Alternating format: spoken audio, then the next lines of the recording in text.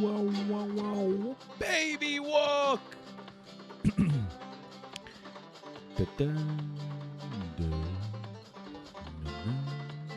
Hey, 9-inch toenails. Hello. Hello, everybody. Hello, friends.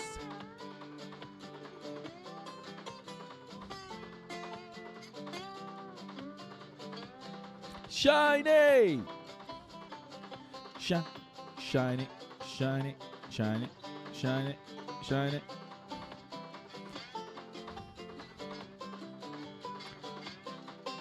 We cooking with gas, everybody. The gas is on. The gas is on. We cooking.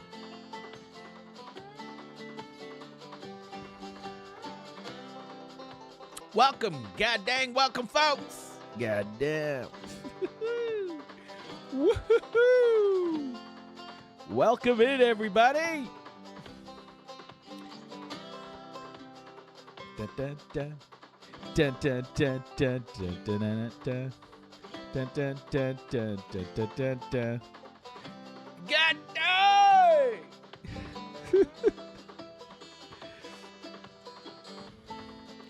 Bum, bum, bum, bum. Bum, bum, bum, bum, bum. Bum, bum, bum, bum, bum. Welcome in, everyone. You're here with the noisy immigrant. It's time. It's time to break it all down. It's time to break it all down, folks. Hey, Doug. Welcome, Doug. How the heck are you, Doug? Doug, my man. You all right, Doug? How you doing, sir? How the heck you doing?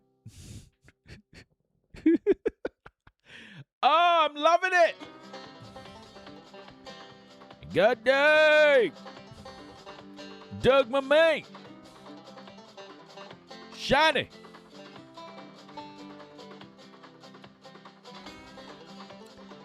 Welcome in, everybody.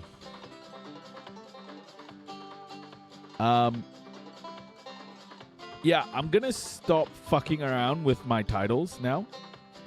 And I'm gonna be very honest about how the world is actually doing, okay? Today, the world is burning. Literally burning. So, the title of this morning's live stream is The World is Burning. Because it literally is. And we're gonna start with the climate.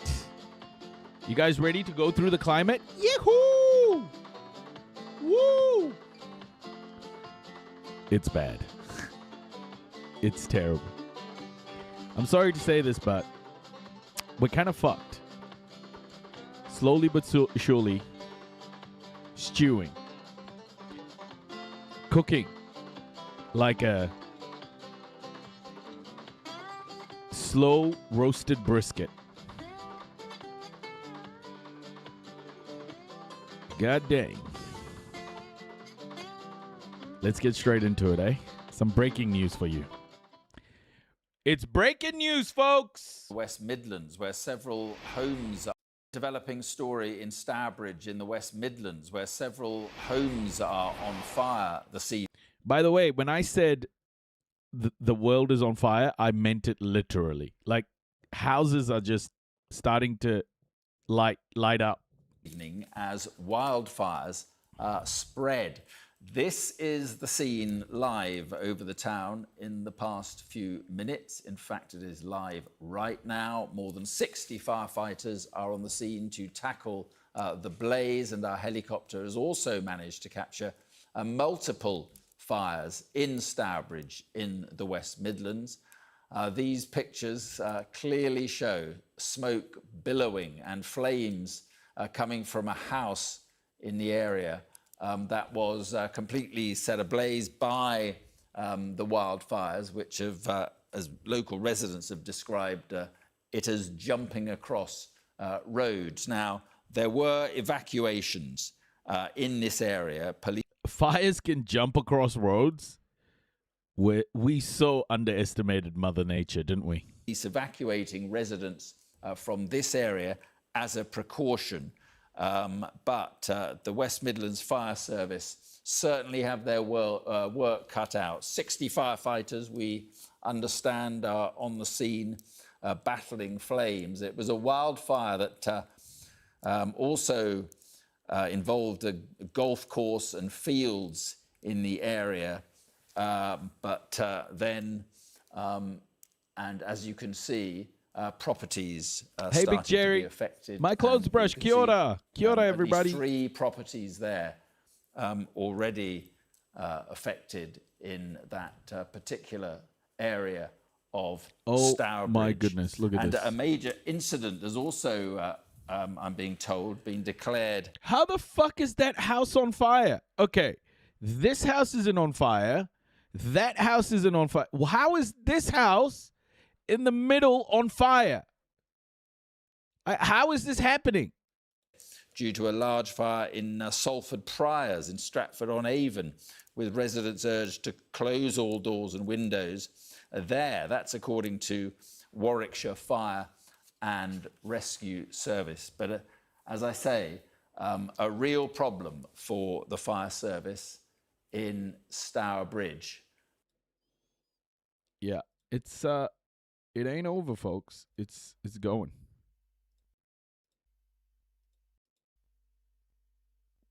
Look at this. In extreme conditions, embers have been known to start spot fires more than 5 miles away from the main front. Oh my gosh. Fires can actually fly. This is terrifying. Hey, Matt. Kia ora. This is insane, isn't it? Like, are we there yet with the climate change stuff? Are we there yet with the climate change stuff, folks? Are we all good now? Hey, Lisa. Kia ora, Lisa. Some of which have affected properties, others in more areas of. Just before we get into the fucking world being on fire, I feel like I prematurely started. But here, I have some good news in all of this madness. Ginger had his stitches removed today. And he's had his feeding tube removed as well. He is so close to having battled through one of the toughest situations any dog can go through, sepsis. He has almost battled through it all the way. He's just lying down now. But my Gingy. Yeah, he got sepsis, Matt. Like, after the bottle cap was removed, the first op didn't work and he got sepsis.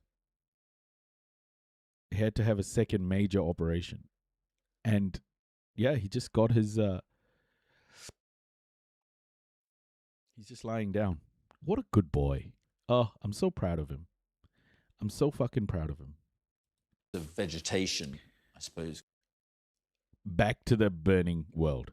And depends on my part of the world, birds also start fires by picking up smoldering sticks and dropping them on dry areas to make prey scatter, and they catch the prey. No way! Oh my gosh, we're so screwed! Birds are burning our buildings down. The air is burning our buildings down. Welcome to Australia. Oh, bro! I saw a news report in Australia. Like there was a saltwater croc just swimming in the ocean. I think Australia is one of the scariest places. I've been there a couple of times, and I saw one of those huntsman spiders on the back of a car. I don't want to go back. I think Australia is just the most ridiculous place. It's like take all your worst fears and put it in one place. And Australia is the world. Australia is that. The huntsman spider is a friend. Oh my, it's huge, man. Yeah, we get that, man. It's really not that bad. Please come back one day. Nah, I'll be back, bro. I'll be back. I'll be back. I'll be back.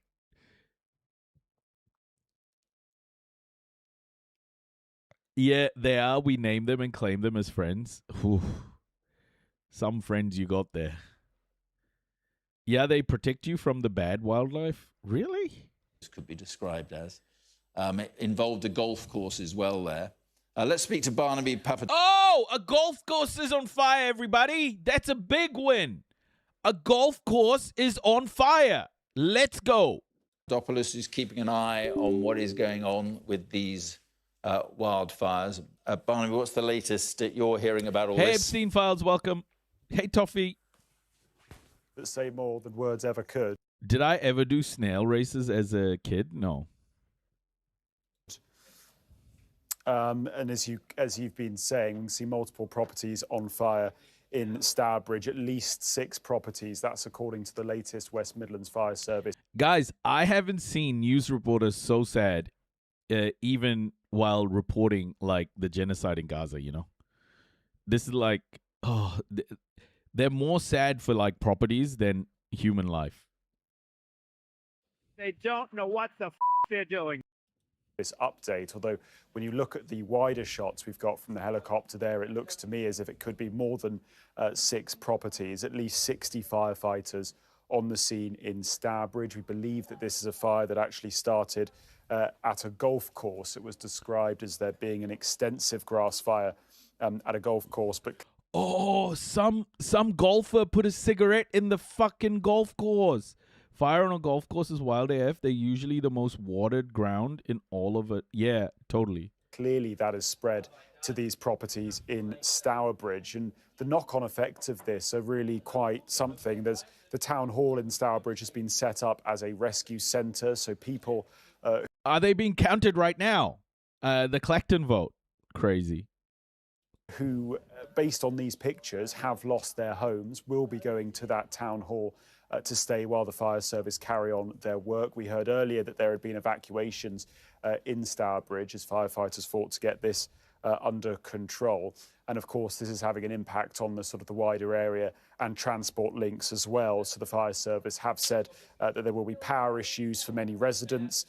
We also know that the M6 is closed northbound due to smoke blowing across the road. So that's been closed so that motorists don't have to deal with that smoke. Network Rail says its services are down. But this is, if you have like parents or, you know, siblings or friends who do not, you know, believe in climate change, this is the time to just like go through the news with them, because everything's on fire. Between Stourbridge Junction and Hagley. Now, these pictures are from Stourbridge in the West Midlands, but it's not the only place that has been affected. Warwickshire Fire and Rescue were also called to fires in Stratford-upon-Avon this afternoon. We've got a brief statement from them here about that. They said that arrival crews discovered a wildfire which was spreading to nearby outbuildings. They said there are currently 10 appliances in attendance, and this incident has been declared So sad, a major incident. It was urging residents in Stratford-upon-Avon to stay inside, to close their windows and doors because of the smoke. And we've got these pleas from both the police and West Midlands Fire Service that people are really, really careful at the moment, that they don't go outside to look at the fires and they stay away from this, from the area as the fire service get on with their job. So quite extraordinary pictures coming out of the West Midlands this afternoon, this evening. And it just makes you think that over the last couple of weeks, we've seen scenes in France, in Greece, in Spain of wildfires caused by some of the incredible heat. Guys, this is like Stourbridge, a random fucking place in the UK, and it's all on fire. It started on a golf course, and it's now jumping from house to house. That Europe has been experiencing. We've had our own wildfires here in the UK, in the Cairngorms, in Scotland, in Suffolk, too. But now what we are seeing in the West Midlands is those wildfires spreading from rural areas and affecting people's homes. You can see the police helicopter going across the screen now. It makes Look one at wonder the size if we will of this. be seeing This is a war zone. What is happening? water dropped on these buildings from height, because it looks like this fire has started in multiple different places, or at least spread to multiple different places. And that's why we're seeing such a large response from the emergency services, and ultimately such a huge impact on the lives of people in the West Midlands tonight. And Barnaby, I mean, the wide To me, the most surprising thing, and Shiny and a couple of others have just been through how fires can spread without it having to, all be going through the place. Like, it can actually spread from, like, embers can be carried far from the main fire. And as our Aussie friend said, birds can pick up fucking sticks and shit that are on fire and drop it because they're trying to like get trying to get like prey to scatter, and they can drop it on houses. Like how do you protect yourself from all of this? I guess, Matt, I guess the sprinklers are a good call, but what if they fall on your front door? shot that we have seen showing those different fires underway in the Stourbridge area is very telling, because the West Midlands Fire Service, as you say, saying that they are facing extreme levels of demand. Wherever you are in the West Midlands, please do whatever you can to stay safe, minimise the risk of outdoor fires. That's the plea. Of course, on what is the hottest day of the year so far. Please don't head to areas where fires are taking place to watch. And good advice. They go on to say people directly affected by a fire can... Matt, did you break your stream, Matt? What's going on? 15 stream streak? What's happening, buddy? What's happening, Matt, my friend? 15? You were on a tear. You were like 100. Are being told not to try to tackle it themselves, but to get somewhere safe and call 999. And Barnaby, we're just looking at these live pictures. We're continuing to look at live pictures from Stourbridge, and this is I'm a almost fire at 5. that was had originally involved the golf course nearby, fields near. Are some of my messages filtered on that thing beside you? Because I can still see them on here on YT. No, there shouldn't be any messages filtered. Nearby, and then as the fire service, the West Midlands Fire Service said, the fire then crossed roads and has, is now clearly affecting residential roads, affecting a number of properties, and it's fair to say engulfing a number of... Guys, why did the fire cross the road?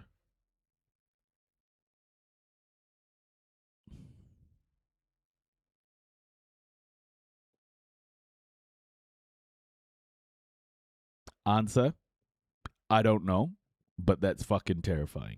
Properties in Stourbridge. So, Barnaby, it's not just here, it's all over.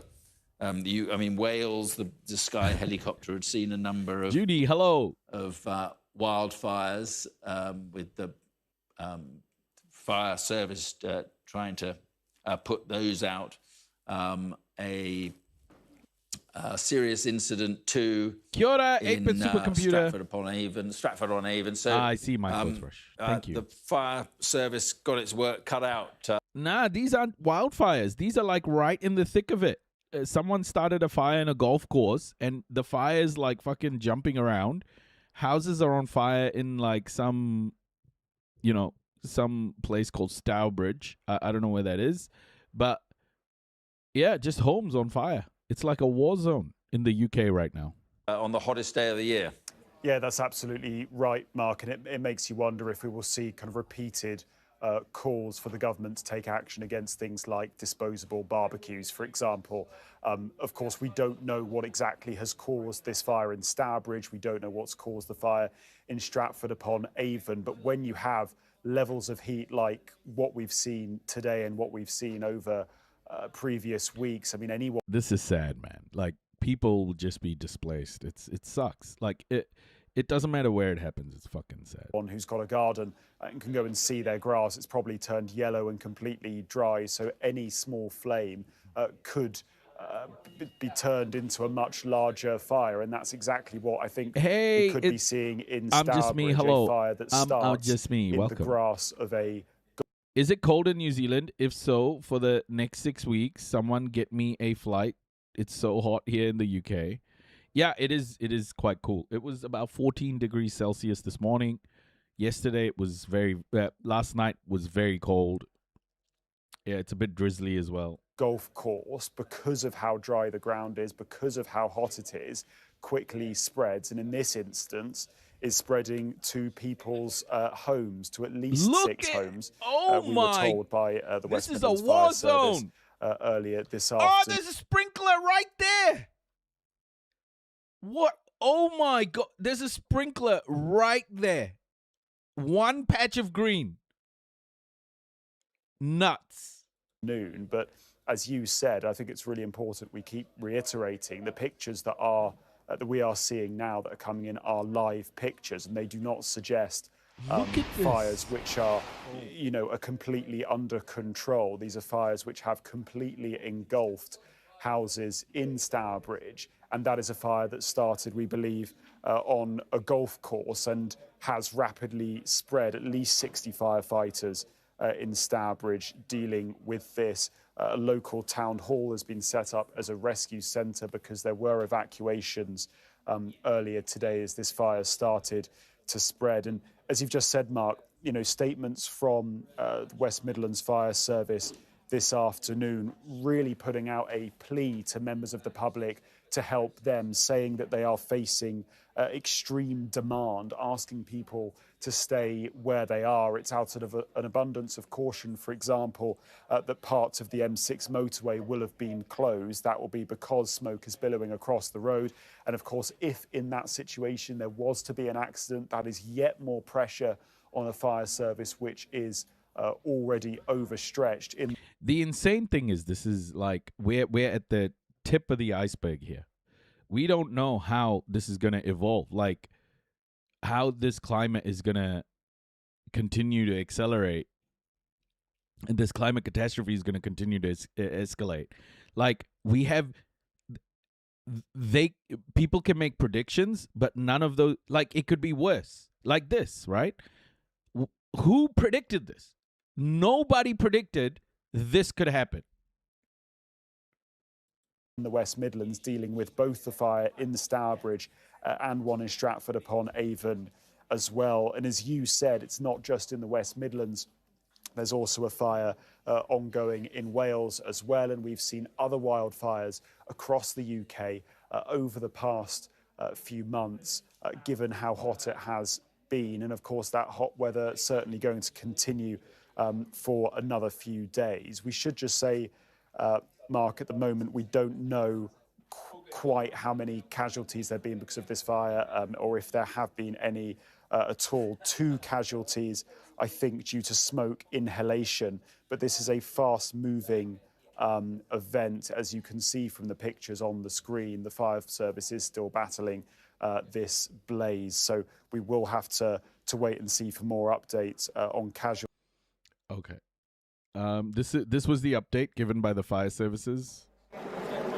So I'll start by speaking about the incident. This is a large and complex incident that has occurred on one of the hottest days of the year. Our fire control team have been dealing with thousands of 999 calls whilst coordinating attendance at other operational incidents across the West Midlands. Thousands. The tinder dry conditions that the country and the West Midlands are facing at the moment has meant that the fire has spread rapidly, despite the 100+ firefighters' best efforts who are on scene and in attendance.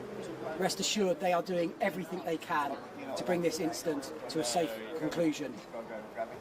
Our thoughts absolutely are with the local community who have been so impacted by this incident and devastated by it. With that in mind, I would say, as a safety message, please to everyone, be absolutely aware about fires starting in this time. The last thing West Midlands Fire Service and my partner agencies need is other fires starting at this time when we're resourcing such a large incident. I can confirm that both West Midlands Police and West Midlands Ambulance Fire Service declared this a major incident. We have support from a number of other fire and rescue services, so my thanks to both Staffordshire and Hereford and Worcester. And I'll finish initially by saying my thank you both to the members of the public who Kia ora, have been here all Amelia. day supporting us. They've been providing us food and drink and West wishes, and I know that my crews are deeply grateful for that. And then I'll add my thanks to my fire crews who have been working incredibly hard in some of the most challenging conditions I have ever seen in my 28 years of the fire service. I am deeply grateful for all the work they have done. I'm now going to hand over to my ambulance colleague. Good evening. So today has been an extremely busy day for West Midlands Ambulance Service, with our crews responding to a number of serious incidents and fires across the region. One of those incidents was a wildfire at Norton Road in Stourbridge, where we sent multiple resources, 3 double-crewed ambulances, multiple officers and our hazard area response team to help and support the multi-agency response. 6 people were treated by our crews at the scene. 2 patients have been transported to hospital and 4 patients have been discharged on scene. 2 patients that were transported to hospital were suffering from the effects of smoke inhalation. This was just one of a number of incidents we attended, and I want to pay My husband was tribute killed. to our staff for their professionalism, their hard work during what has been an extraordinarily busy day. I also want to thank our colleagues in the fire and police service and the local community. These incidents require a significant multi-agency and community response. And this way, our emergency services work together is absolutely what is helping people to get through this very challenging time. With the hot weather and the conditions continuing, we would urge everyone to take extra care and think carefully about the risks involving that could potentially cause a fire. Thank you very much. Let's go to the Pass on to my police colleague. Thank you from a police perspective. We are going to do our best. I'd like to reassure the community of Stourbridge and the wider West Midlands we're going to do our absolute best to service their business as usual policing needs. However, as you can understand, we are experiencing very, very high demands, assisting our colleagues in this multi-agency response. What I would ask the public is, where possible, if they can only ring 999 to speak to the police where absolutely necessary, and where possible, if they can use our other non-emergency means of contacting the police, our non-emergency one-on-one number and our single online service to contact us if that's possible. And apart from that, just I'd like to thank the public again for their response, but also to keep up the common sense approach, not to come down to the scene, not to try and go back to homes unless the all clear's been given, so we can keep everybody safe and resolve this as soon as we can. Thank you. I'll just finish by saying once again thank you to my police and ambulance colleagues for everything they've done. This has been one of the most significant incidents that West Midlands Fire Service has ever attended. The devastation is extensive. Hey, Drea. We understand the impact that will This have is really on the TikTok residents sucks. and the local community. We want to reassure everyone we will do everything we can to minimise that and of course get people back into their homes. However, it is the case that emergency service presence here will likely run in 2 days, and that means unfortunately asking people to stay away for that period. Thank you very much. We're happy to take a few questions. Do you know how many homes are currently evacuated and how many people that is impacting? Can you give any steer as to how long that might go on for? Can people get back in tonight at all? We know certainly that it has spread to a number of properties. At this stage, I'm unable to give an exact number. As I said, What is it like right now, temperature-wise, in the UK at night? Leah, what's the temperature like? I'm in a 20-year period. Bushfires have doubled and become more intense in Australia. Earlier this year, I was camping and we were about 10 to 15 kilometers from the bushfires. I remember was earlier this year. Holy shit. I remember the big bushfires like a few years ago. Man, Australia can really... 3 fans in just my bedroom, sleeping with ice packs. What's the temp right now? What's the temp outside, Leah? My colleagues have been... Prime sub. You just took money from Bezos. Welcome Hey, to Lucy. the Noisy Crew. Oh, Drea, thank you for giving me your Prime sub. Oh my goodness, thank you so much. Drea, it's good to see you on this platform. I think we're gonna be okay, Drea. I think we're gonna be okay. TikTok's great. TikTok's great, but Twitch and YouTube, we can actually watch along. So, yeah, we have them every year, and it's getting worse. The previous year was horrendous, though. Yeah, totally, Drea. So, I live in Aotearoa, New Zealand, right? There was one time when there were Aussie fires that was so bad, the smoke was being blown over Auckland. And I remember it just being this apocalyptic scene. It became like a filter on your phone. The whole place. It's crazy. The previous year was horrendous though. Fuck. Oh man. Yeah, it's all getting worse, isn't it? Same, could smell burning eucalyptus here in Hawke's Bay. Sky was smoky. Yeah. That was crazy, eh? That when the smoke blew over from Australia, that was insane. Just shows you the size of these things. Working in amazingly challenging conditions, trying to extinguish a fire that was moving very rapidly from... After the Beirut fire and then explosion, I get scared when there's a fire. Comes an explosion. Oh my gosh. 24 degrees, but I'm in a pre-war house, double glazing, tiny windows, and thick brick walls. Dying. Oh my gosh. An oven, you mean? You're in a pizza oven. I remember that pretty much leading up to the fire season again, something needs to happen quick, smart. Totally. I do love the smell of, oh my gosh, toffee. Iconic photo from Malakotta.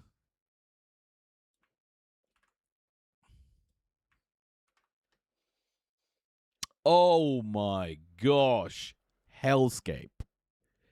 Absolute hellscape.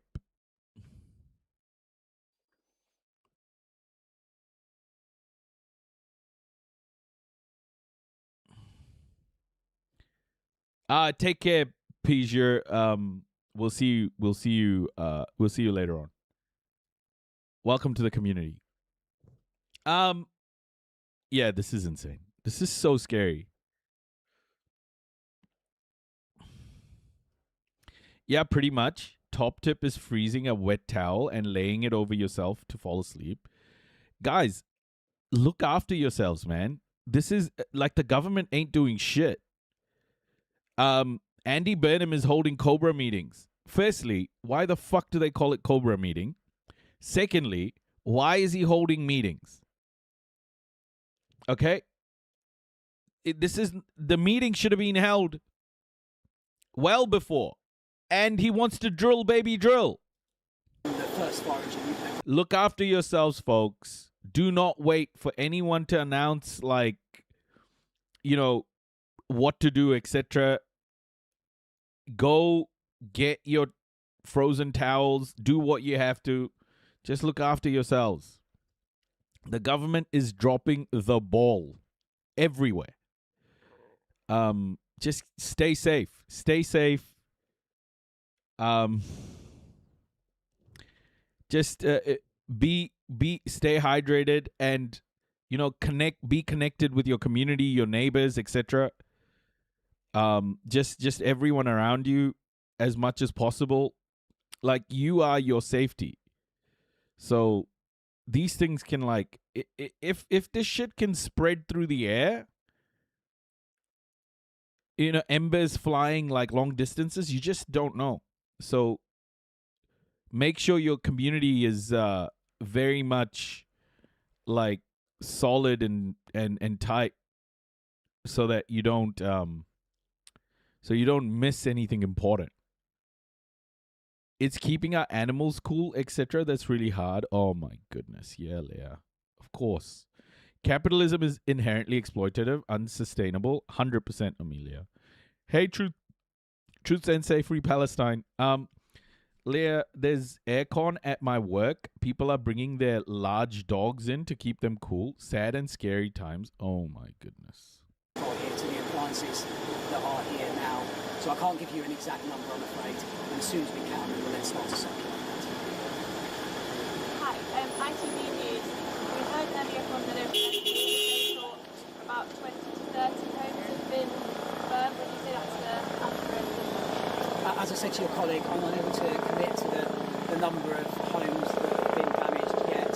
We are doing everything we can to save them. As soon as I can give you a firm number, I will do that. Is there any indication of how the fire started? At this stage, too early to say. Of course, we will carry out a joint investigation with police colleagues and our specialist fire investigation team. They will be here on scene as soon as they can to start investigating the possible cause.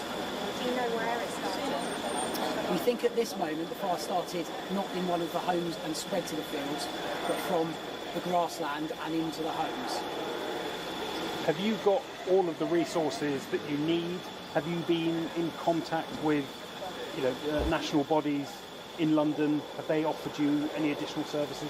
Yeah, absolutely. So we have an extensive amount of resources here, around 20 fire engines here, as I said, both from the West Midlands and our neighbouring fire and rescue services.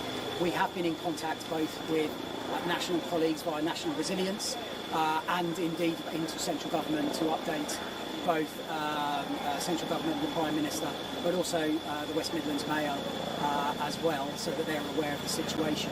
It does mean that West Midlands Fire Service will be calling in additional support from other fire and rescue services over the coming period to make sure that we can also resource the other incidents of which. The thing, Leah, is even if it comes to public ownership and stuff, like, that still has a lot of red tape to get through. I mean, look at Brexit. It's still going. Don't wait for stuff like that. You know, like, just connect with your community, build those relationships so that you know in advance if something's going down. Create WhatsApp groups or whatever. But I think the more connected you are with your community in situations like this, you can react to stuff a lot better. So, like, I think, like, WhatsApp groups or something, just like, make sure you have information on the ground. That's what I'd say. There are many across the whole of this country. Thank you, everybody. Thanks very much. Thank you. Thank you.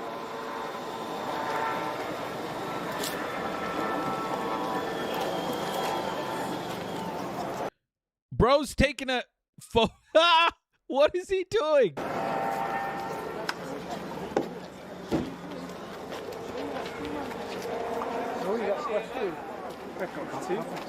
Yes, to the homes. Have you got all of the resources that you need? Have you been in contact? Events proceeded, but it's a really very serious situation. The fire. Okay.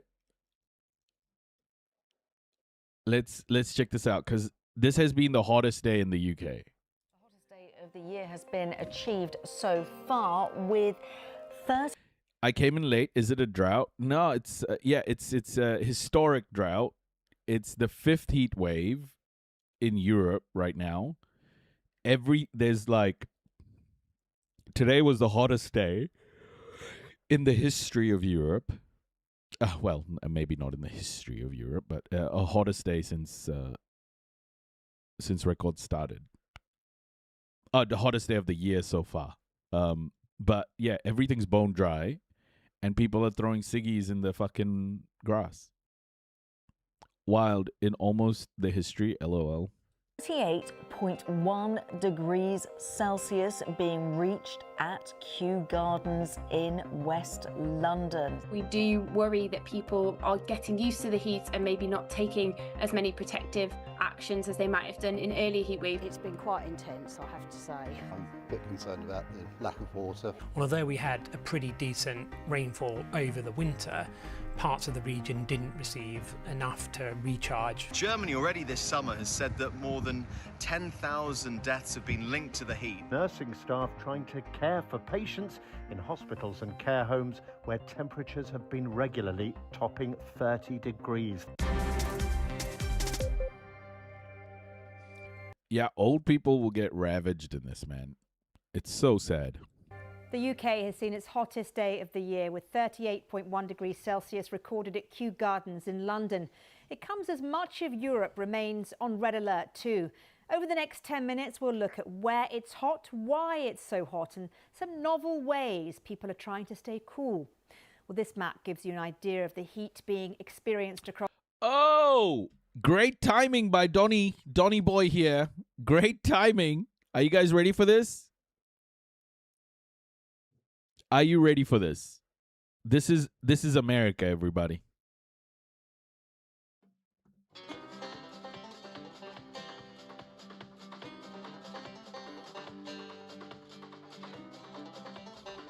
Come on. This week, the Trump administration said it would stop funding the Arctic Report Card, a long-standing effort to synthesize the latest research about the fastest warming place on Earth. Now, scientists are scrambling to find a way to publish this major annual report anyway, to continue to track how climate change is transforming the Arctic, impacting everything from glaciers to native communities to global fishing and shipping routes. This decision is the latest in a series of moves by the administration to curtail scientific research into the impacts of climate change, which the administration argues is plagued with misinformation and alarmism. For more on what this means, we are joined again by Glacier. Let's ask the person's house who that's burning right now in Stourbridge. Excuse me, Stourbridge person. I hear that your house is burning down. Do you believe this climate report should be released? All right, lad. All right. Let me tell you. Let me tell you something.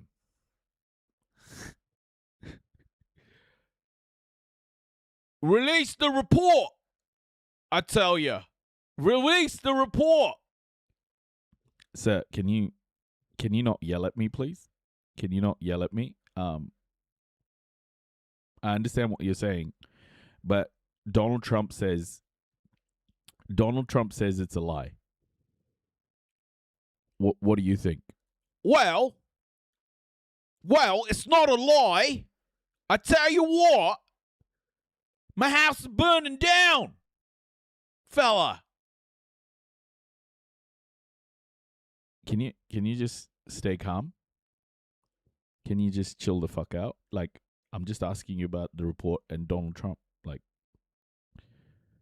can you just be calm, please? All right then, lad. I tell you what. You come here and you tell me what I'm supposed to do. Well, there you have it, folks. That was your answer to Donald Trump canceling this report from a person whose house is burning down in Stourbridge. Thank you. Glaciologist Twyla Moon. She's been a lead editor of the Arctic Report Card, and she's the deputy lead scientist for the National Snow and Ice Data Center at the University of Colorado Boulder. Is that how people from Stourbridge sound, Leah? Conversation is part of our ongoing series, Tipping Point. Twyla Moon, so nice to have you back on the program. The administration argues that the underlying research will continue, will not go away, just their support of the synthesis of it into this report. If that's the case, what does it matter if the report goes away? Well, unfortunately, the simple existence of data does not mean that people are finding that data and being able to access it, use it, and understand what it means. So the Arctic Report Card has played a really important role in bridging the gap between raw data, which is really difficult for most people to understand or work with. Sounds like a mix of 3 different accents to me. Yeah, I'm famously terrible at doing English accents. Towards something that can serve non-scientists so that they can be making good decisions with proper, up-to-date environmental awareness. Can we step back for a second and explain why we care about what's happening in the Arctic? Because to many people in the lower 48, they might think this is just a distant place that they'll never go to, and who cares really what happens up there? Why is it going to impact me? Well, what happens in the Arctic does not stay in the Arctic. Oh, she made a joke about climate change. Everybody, did you catch it? Changes that we see happening with permafrost or frozen ground, also changes with sea ice that forms on the surface of the Arctic Ocean. Those changes actually themselves influence the weather we experience down here in the lower 48. But we can also see, because the Arctic is warming so quickly, we're seeing a lot of increase in geopolitical tension. Man, if I was this lady and all of this shit was happening, I would just be on the news just cussing. You know, enough of this, like, etiquette.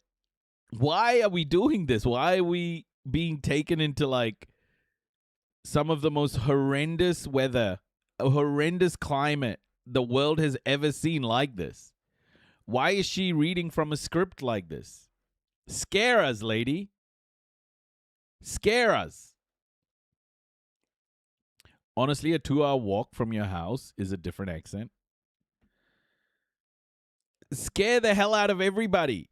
Just say it's all going to end or something. I don't know, man. Like, people need a wake-up call. An increased attention to security and military activity in the Arctic.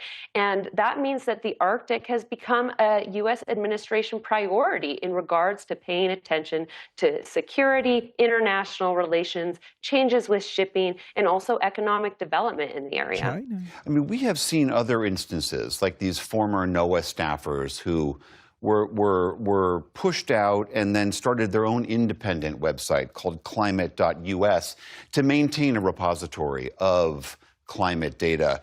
Do you think that that's something that you and your colleagues are going to have to do now, here?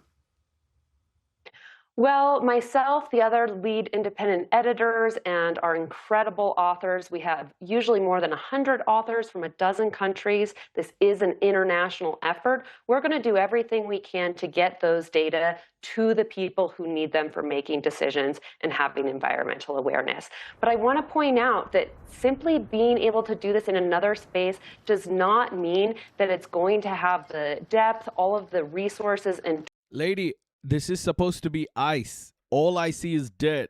It's fucked. Please, just tell everybody that it's fucked. Like, where is the ice? Is that ice with dust on it? I don't know. Has it been sprinkled with fucking dust, or is that the ground? Is that ice? Or is that a boulder? I can't tell, lady. That's the problem. Ice is supposed to be white. Tools that people expect. So there's a real loss in moving this to being something that's no longer supported by NOAA, where we have spent 2 decades building tools, resources, and a really trusted resource for folks.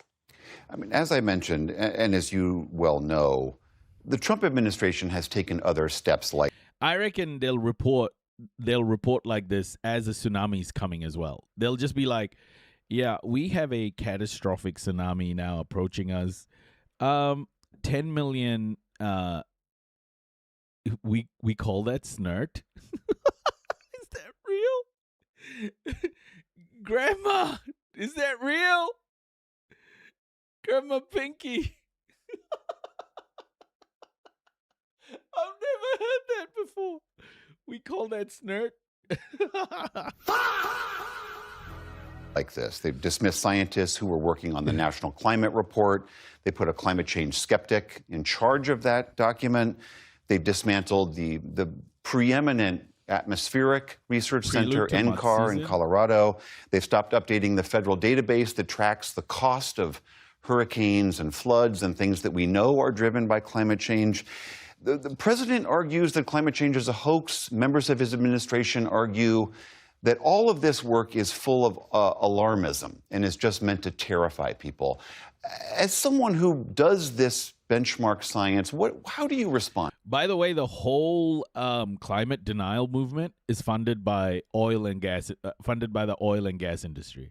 That whole narrative funded by the oil and gas industry, because honestly, what does the one thing oil and gas in the oil and gas industry want? It wants to keep selling oil and gas and profiting from it. It also just America also and the West want to keep the world addicted to oil. Why do they want to keep the world addicted to oil? It means the West controls, it remains the global hegemon. Oil plays a massive role in geopolitical power. So yeah, totally. I'll put the link in chat now. It's super important. So they spend a lot of money putting these false narratives into operation, and before you know it, you got fucking Cletus's dad talking about climate like he understands what the fuck is going on.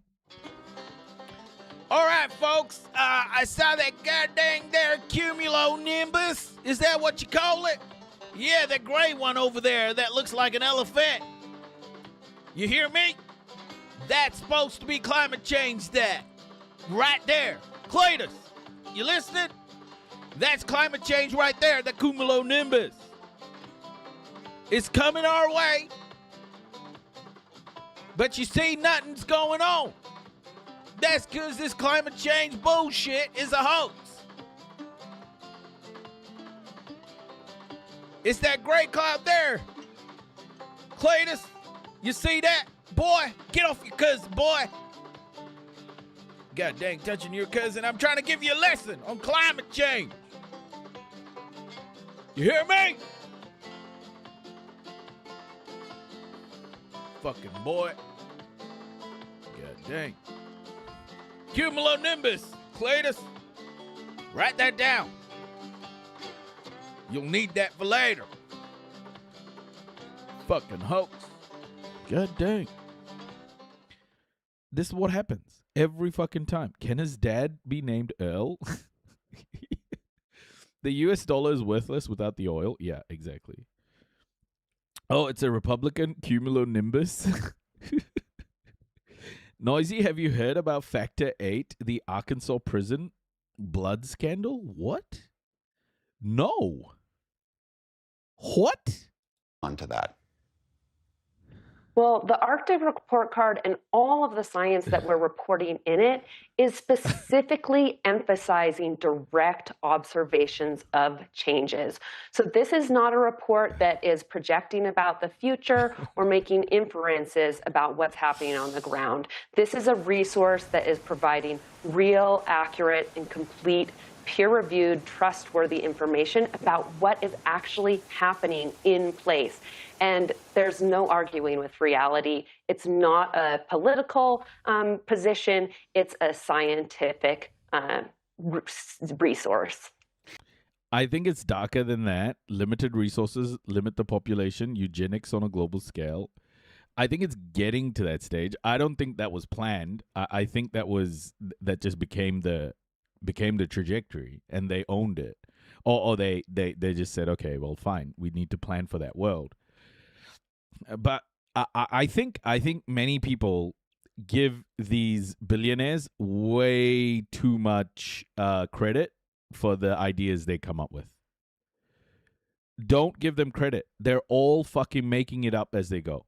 They have no clue what's happening. The worst thing you can do is think that these fucking idiots have any idea. Bro, what's his fucking Jeff Bezos was selling books. You think he can launch rockets without scientists helping him?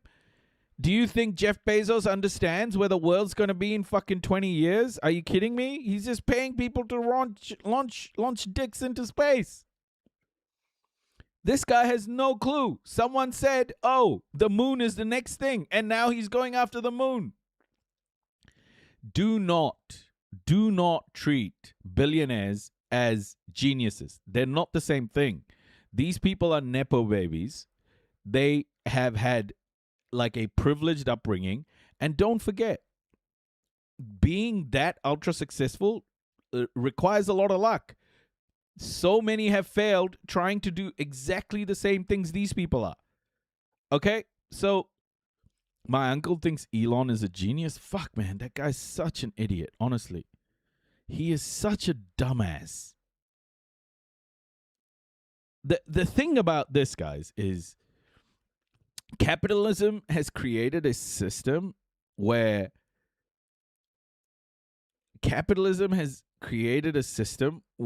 you don't have, like, you literally are not rewarded based on merit. Even though neoliberals are like, oh, I want a merit-based system, it's bullshit. It's not merit-based. It's resource-based. If you have enough resources, you can buy the merit. So it's not merit-based at all. And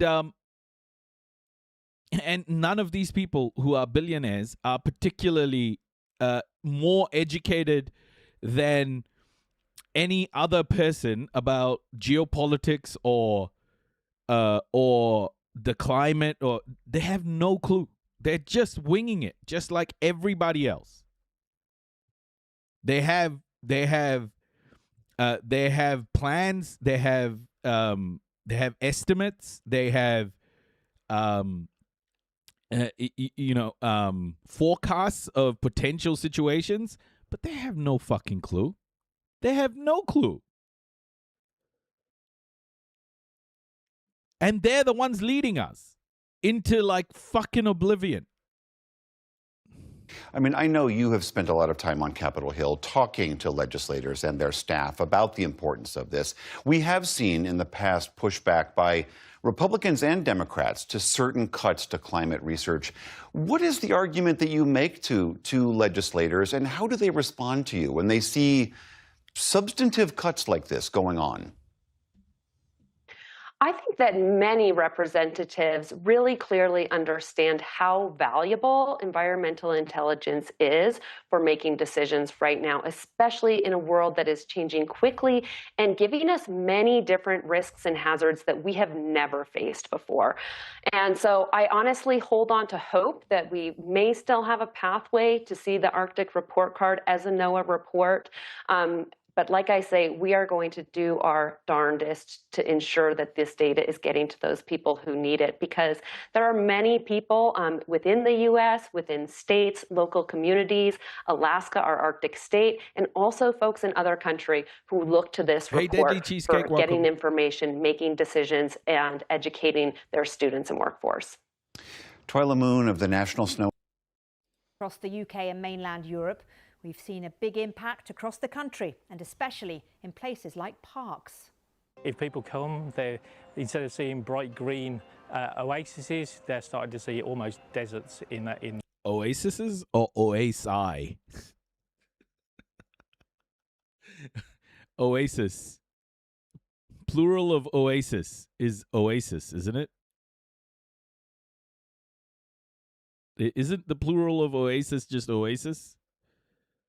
Or is it oases? Oases. Yeah, not oases. Mooses. Sheeps. In the centre of London. Well, it's prompted a conversation about working conditions. The Royal College of oases didn't sound right. Nursing says hospitals and care homes are too hot to work in because of the heat waves, with some nurses even collapsing in the heat. They're terribly worried and about not just themselves, but about the patients and the people that they're looking after. Yep, they are Walnut, describing intolerable conditions. We know that many of our hospital infrastructure in the UK and particularly in England is not really. Okay, bro. BBC is a piece of shit channel. Like, how do you make everything boring? BBC, you're the most shit channel. Channel 4. Okay, wildfires as UK records highest temperature of the year. If you haven't realized yet, I'm feeling a little bit spicy today, so you may get a bit of spice out of me, okay? Matt, the last thing fire services need right now is yet another heat wave, but that's what they've got, and with it, worse and seemingly the wildfires. They are flaring up on a daily basis across England and Wales, and if Di pans across now, you'll see the smoke condensed here, possibly a sense of the flames as well. You can hear the crackle of the flames. This fire is creeping ever closer. We're in a safe position here, but the smoke has been filling this valley all day since the fire started earlier this morning, and it's now creeping down into this valley towards the homes, and that's why there's so many fire appliances Free here. Palestine. They're trying to douse the sections of the areas outside the homes just to protect them, but they're worried about how much protection that's going to give them, and they're also worried about this fire spreading into the next valley. The South Wales Fire and Rescue Service today said that they are dealing with 30 wildfire incidents. That's just today, and just in South Wales. And I was speaking to one firefighter earlier, and I asked him to describe the challenge they've been facing over the last few days, and he said, I'll sum it up in one word, and that's insane, and that they've been running out of resources. Wildfires here are not uncommon at this time of year. We've covered them here in the past, but it's the frequency which is so striking, and there have been more in the last 6 months across England and Wales than in the two highest periods recorded before that. So that is the situation here in Wattstown. Okay, but there are quite a few fires in England as well, aren't there? There are. We're getting reports, pictures still filtering through of a major fire in Stourbridge in the West Midlands, where homes apparently are on fire. A major incident declared there. 60 firefighters are there, also dealing with a grass fire near a golf course. In Warwickshire, there's another. In Salford Plains, another major incident, 10 appliances there. And what's so concerning, of course, in all of these, as it is here, is the proximity of these fires to homes, and that's why you've got so many fire appliances here and so stretched at this stage. Indeed. Andy Davis, thank you very much indeed. Well, the Royal College of Nursing has warned that hospitals and care homes are getting so hot they aren't just causing difficulties for the patients, even some of the nursing staff are passing out while on shift. And this latest heat wave is not just causing problems for humans. Zoos are also having to adapt to care for their animals. Sophie Baybrook reports from Oxfordshire. Take a cold shower. Go for a dip. Find some shade and enjoy a cold treat. Those are Cotswold Wildlife Park and Gardens life hacks for a heat wave on what's the hottest day of the year and the 5th hottest on record. But of course, some find it easier to keep cool than others. It's really hard work working in this heat. Obviously, it's a really physical job. It's very manual, a lot of cleaning. So we try and get the cleaning done as early as we can before. What is the cause of the fires there? How did they start? Don't know. This is well better than Sensor Talk. Yeah, I agree. They just seem a bit casual about it all. Like the US floods yesterday with trucks and people just out and about in floodwaters. Yeah, it's nice. Or it's, you know, the hottest part of the day. Jenny's a zookeeper in Oxfordshire. Her wildlife park is at the centre of a rare Met Office amber extreme heat weather warning. We've got no grass out here. Usually this time of the year it'd be really lovely, luscious and green. These are herbivores, so they graze all the time pretty much. and so we're having to feed them hay, which means we are using a lot of our winter stores of hay now in the summer just to keep them happy. And as the long, hot summer rages on, the records continue to break. Halfway through August, and we've seen 36 days of 30-degree heat. Wow. And 9 days of 35-degree heat, including today. That temperature has been hit for 4 calendar months in a row, with a record June high of 38 degrees and the driest July on record in England and Wales. Yeah, so if you're looking at this and you go, oh yeah, this is just a hot summer, guys. This is just a hot summer. Well, it's not. So dry that 45 million people in England currently live in a drought area, including the residents of this wildlife park and their neighbours at a care home just down the road. Well, I wouldn't like it to go on much longer. One day where it's not so, it's quite livable, and then the next day you just can't cope at all. How about you, David? It doesn't bother me. No, it doesn't. You know, I find it It's the very most boring infuriating that people have got nothing else to talk about. Remember any other heat waves like this? Oh my it doesn't bother me. Oh, that guy must be so insufferable, to be in a room with. Oh my gosh. What an insufferable dude. Yes, the 76 was. That was red hot because I grew melons in 76. OK, so residents here don't seem too concerned, but the risk is real. Excess heat-related deaths are dramatically up on last year, and the Royal College of Nursing Pakistan is 50 degrees Celsius. Holy mackerel. has said that working conditions in UK hospitals and care homes is inhumane, and that some workers have even collapsed while on shift. Clearly people are overworked, clearly the pressure and the expectation and the needs of the nurses and the carers is high, so it's definitely a crisis in some aspects, and as a whole country we need to look on how we can improve and solve this issue, but I don't think that's an easy answer at the moment. Prime Minister Andy Burnham chaired a COBRA meeting yesterday to consider the UK's need to adapt to extreme heat. Extremes that are made more likely because of climate change, caused by the burning of fossil fuels. But what was left out of that meeting has triggered frustration. The only thing that is talked about is possibly banning disposable barbecues. This was a moment for leadership, and actually what we got was a monumental dereliction of duty. As well, I'm telling you guys, like, the leaders, our current leaders, have no idea what to do. They have no clue. There is no plan for this. There is no, preparedness. There's no, like, global readiness register or. So, can I just say, folks, rely on your communities. Rely on the people around you. Rely on your neighbors. Rely on local. Rely on everything local. Local businesses, everything. Go get their numbers. Create groups. Do whatever you have to get more connected with your neighborhood. Leaders are letting us down. We need to take care of ourselves.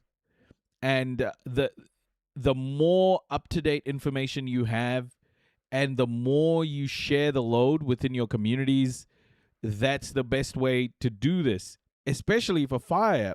For example, if you're in a house and a fire sparks up, a block from where you are, you want to know about that. You won't know about that if you're not connected to your neighborhood. And I think that's the way we need to start looking at this is our leaders are failing us in such a huge way. Banning barbecues? Oh my gosh. He called a COBRA meeting to ban barbecues? Wildfires continue to rage across the country. They're a symbol of extreme consequences to extreme temperatures. Well, as we face these record temperatures, what should the government be doing? It's not clear exactly where Andy Burnham stands on the climate debate, as official consultations claim... What do you mean the climate debate? It's not the climate debate? What a prick. What? What's the debate here? This week and next, a decision on whether to allow new gas and oil drilling to take place in the North Sea is expected soon. Well, joining me now is the economist Michael Jacobs, Emeritus Professor of Political Economy at the University of Sheffield. A lot of countries globally waiting for some elected leader to fix it all for them. If we, the people, don't fix it, nobody will. Yeah, I agree. A lot of us have local Facebook groups, things like robberies, etc. Yeah, it's a fucking lecture. Idaho is like this every summer. We've had a burn ban since May. Extra dry this year. Barbecues are included, gas only. It's a crisis, not a debate. Yeah. And a former Prime Ministerial Advisor to Gordon Brown, who's written books on the green economy and ways to rethink capitalism. Michael Jacobs, good to have you on the programme. Good evening, Matt. Every time we go through a period like this, and this one is worse, we say this is a wake-up call. Is this what we're seeing, what we're smelling, what we're watching, the wake-up call to make a difference? Well, one must hope so, but as you say, this is not the first wake-up call. We've had record temperatures over the last few years, since 2000. And of course, this is not the highest temperature that it's going to get. Climate change is not a thing that has now happened to us. It's a trend. And temperatures are getting warmer and warmer. So this won't be the hottest year ever. Within 1 or 2 years, we can pretty certainly predict that the temperatures will get higher. And they will continue to get higher as long as greenhouse gases are being poured into the atmosphere by all countries, including the UK. So this should be the wake-up call, but if it isn't, next year will be another one, and the year after that another one. This is not going away. This is going to get worse. So we could be looking... Can you just say all of that, but with a couple of cuss words, like fuck or boned or flabbergasted? That's not a cuss word at all. I want to be a good boy. Looking back at 38.1 degrees as something rather balmy. We could be looking back at it as normal. What happens with these temperature rises is that the average temperature rises all over the world, and that means that in any one year it could be up or down, but as a... You talking to me? Or no, I was talking to the guy here. I was talking to this dude on the TV.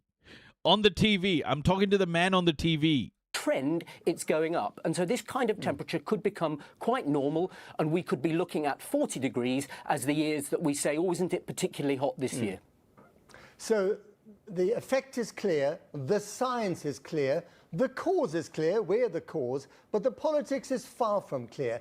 Do you know exactly where the Prime Minister, Andy Burnham, stands on this issue? No, and I don't think any of us do. There's been some briefing out of Number 10 which suggests that he might be a little bit more, the word was pragmatic, on new oil and gas licences, for example, than his predecessor, Keir Starmer and Ed Miliband, who was leading the net zero push within government in the under Starmer. But we've had lots of briefings out of government, frankly, which have not reflected Andy Burnham's views. You may remember Shabana Mahmood was going to be Chancellor, and that proved not to be the case. So I'm not going to take those briefings as proof of where Andy Burnham stands. We will discover this over the next few weeks because the government's got a big decision to make about licences in the North Sea. But I don't think we know really yet where Burnham stands on it. Well, he has hinted that he might, resume drilling in the North Sea. What would your reaction, as someone who worked for a previous Labour Prime Minister, what would your reaction be to that if he did? Well, the big decision that the government has to make is whether to sustain its manifesto pledge, which was no new licences for oil and gas drilling in the North Sea. I would be astonished if Andy Burnham reneged on that. He said in other areas that the manifesto that Labour was elected on in 2024 stands, and if it stands, then there will be no new licences. And I don't expect Andy Burnham to change Labour's position on that. The decision that the government has to make in the next few weeks is whether the two new oil and gas fields in the North Sea, Rosebank, an oil field, Jackdaw, a gas field, should be given the licences that they've already been granted under the Conservatives, but which were then questioned by the courts. And that's the new decision that needs to be made. And I think at this point we don't know whether Andy Burnham and the new Climate and Energy Secretary, Miatta Fahnbulleh, which way they will go on those. And yet, despite the alarming state of the environment, politics has intervened in a quite extraordinary way in this debate, hasn't it? Reform UK call it net zero stupid or net stupid zero. The Tory party has just purged people who still believe in net zero. I mean, what do you make of that political environment? This is very disappointing. We've had a long consensus across the parties on the need to deal with climate change. Since the Climate Change Act was passed under Gordon Brown in 2008, Conservative-led governments, the Conservative government under Boris Johnson, Theresa May, maintained the view that we had to deal with this issue, as every country around the world is doing.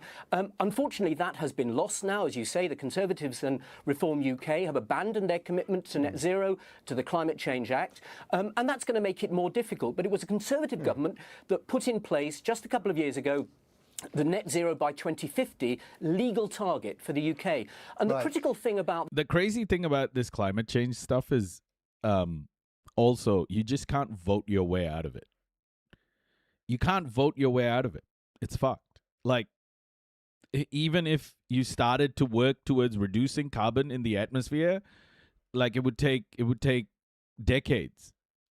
So we're stuck with this trend for the foreseeable future of like rising temperatures. And they can vote for Tory governments. They can vote for fucking reform. They can vote for UKIP or Britain First or whatever that fascist party is. They can basically vote for Hitler 2.0 and nothing will change. It'll just keep getting hotter and hotter. And yeah, you might see Europeans starting to migrate into the global south. Holy shit. That is that it means that we are legally obliged to reduce our emissions to net zero, like all other developed countries are doing, almost, by 2050. And therefore, if Rosebank and Jackdaw were granted permission, the rest of us would have to cut our emissions. I can't believe they're going through this like insane heat wave, and this guy's talking about 2050. By more in order to meet those caps. And that's the big thing which hasn't really been said about this. Those decisions will affect the rest of us because we will pay through lower emissions than we would otherwise have had to make for a decision, any decision to grant those two fields the permits. So I would be surprised if the government does that because the rest of us are going to pay the cost. You've made that very clear. Michael Jacobs, thank you very much indeed.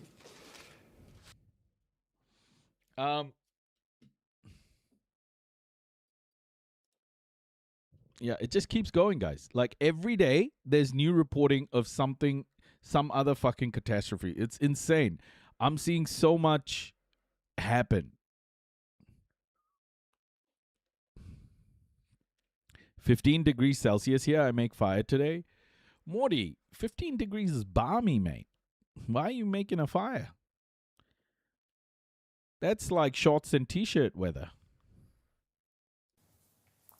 This summer's heat waves and lack of rain have led to a sharp drop in the levels of Germany's inland waterways. The Rhine River's water level has sunk to record lows. That's taking a heavy toll on commercial shipping as vessels have to take lighter loads or not run at all. It is, according to the great German romantic poet Friedrich Hölderlin, the noblest of rivers, the freeborn Rhine. But a sustained heat wave and little precipitation have brought this mighty river low, dangerously low, posing major challenges for German industry. A week ago, it was the exposure of wrecks and war debris. It was 46.8 in shadow a couple of days ago here, hottest hours of the day. 46.8 degrees Celsius. Holy muzzle. Oh my gosh. Including this bomb on the riverbank in Cologne.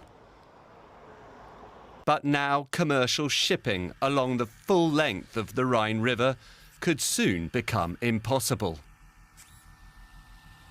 The current level is already threatening the economy and logistics sector, which depends on the waterway for supply chain efficiency. So here's what I want this community to understand. From now on, if you want to vote effectively, I think you have to consider two things that you may not have considered previously with your voting or prioritized previously. Number one, foreign policy.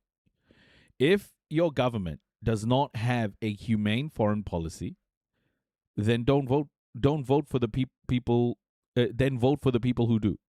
Okay. Number two, climate policy. If those are the two things you have to prioritize.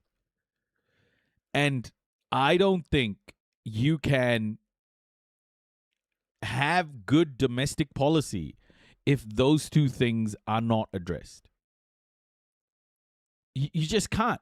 How is a domestic policy possible if, one, you don't respect human rights, two, you're not preparing yourself for climate change, the climate catastrophe, which is already here? What are you even voting for at that stage? Yes, it is, of course, a very challenging situation. We have record low levels on the Rhine and also in the harbour. That means it presents us with big challenges that we have to overcome. Other supporting transportation methods are also fragile. It seems... Ivan, it sucks, I know, but it's education, man. Like, if everyone in the chat or everyone in the stream, educated 4 people around them. Everyone in the stream educated 4-5 people around them about what's happening right now. And then those 4 or 5 people educated 4 or 5 people about what's going on in the world. I mean, a lot of people can get educated quickly. It's just, are you prepared to kind of do that education outside these online spaces? That is the question you have to ask yourself. Are you prepared to educate people outside these online spaces about what's happening? The only plan is to wait for rain. We are already at the point where not much more is needed before nothing works at all, and currently it's always difficult to make forecasts over a longer period. We probably won't be able to really breathe a sigh of relief until around mid to late September, when more rainfall is expected. Outside of federal or state/provincial, our municipal elections are super important too. They are the ones to pressure for local preventative measures and recovery support. Absolutely, Shiny. And I think you should also have an idea of what your your municipal candidates, what their opinions on foreign policy and climate are. You have to know. Like, is genocide bad, for example? Is what's happening in Gaza a genocide? Like, simple things. But I think we all have to be hyper aware of all of this stuff now. There's no way. We don't have any place else to go. This is our planet, guys. That's it. We'll get fucked if we keep making the same mistakes. We have so much more power over local council. 12 people can make. Yeah, for sure, Shiny. Absolutely. We need governments to implement war measure acts to start massive infrastructure projects to bring green energy online. Classical gas, unless and until there is an event like COVID where it is all-encompassing and it impacts capital in a massive way, that will not happen. Because once capital is impacted in a huge way, that's when collective will shows up. Otherwise, just it's nothing will change. So yeah, we can't rely on our governments to act. We have to be forming communities now. We have to be forming local communities, and we need to be working away, chipping away at these problems at a local level. The danger of the river becoming unnavigable now seems all too real. North Rhine-Westphalia's transportation minister is calling for more funding. Because what's going to happen is winter's going to come in these places. The rivers are going to fill up. Bob's your uncle. It's all good again. And then the floods will come. But it doesn't matter. As long as the floods are there, they'll go, oh, how can this be climate change? How can this be climate change? How can this be global warming if it's cold? The federal government to tackle the problem. Scientists warned as long as 20 years ago that the Rhine could carry very little water, or in extreme cases... See that? This guy who's blaming, who's now saying scientists warned us? Oh, I wonder what his politics were 20 years ago. even run dry. We are now seeing that such scenarios, which were merely laughed at in the past, are now threatening to become a reality. The climate crisis is hitting us with full force, and that is why we... Papatuanuku is omnipotent. The planet will survive. The human species, insignificant. Yeah, totally. But that's the thing, though. Like we are the planet. You know, we are nature, Amelia. Like, we can't separate ourselves from nature. That's why we've gotten into this fucking trouble, is because we keep separating ourselves from nature and seeing ourselves as some anointed fucking being that was created to be separate from nature, the caretaker. No, man, we are nature. When we fuck up the planet, we fuck ourselves up. We must take action on... You know what I mean, Amelia? Climate protection. As climate change-induced heat waves ravage Europe with wildfires, yeah, it's like when we fuck up the planet, it's repeatedly punching yourself in the nuts. This is for the men out there. We know this is you know how badly it hurts when you punch yourself in the nuts. I haven't punched myself in the nuts, but when you get hit in the nuts, it's bad, folks. It hurts. It hurts. So this climate change shit is like all people with nuts. Imagine you had nuts and you were punching yourself repeatedly in your nuts. That's what we're doing right now. Everybody, collectively, just punching away. Hey, Marie, welcome. Good timing. Rhine, a key artery for many industries in Germany, is drying up. DW reporter Aline Spante is covering this story. There is a very specific pain when you punch yourself, when you get hit in the nuts, that makes your body forget how to breathe. That's what we're doing to ourselves. And joins us now from Kalb on the banks of the River Rhine. Aline, what's the river like where you are? Well, the air feels hot and dry, and I'm standing in a riverbed right now that is very dry. And normally you would see water here, but right now I'm just standing on dry ground. The stones, they are gray, they are covered in mud, with dried mud that is cracking because of the summer heat. And I sense some, smell of algae in the air because the riverbank is way more dry than usual. And if I look right and left, I see the trees, and they don't have green, lush leaves. The leaves, they are yellow, they are brown, and they are just suffering from, too little water.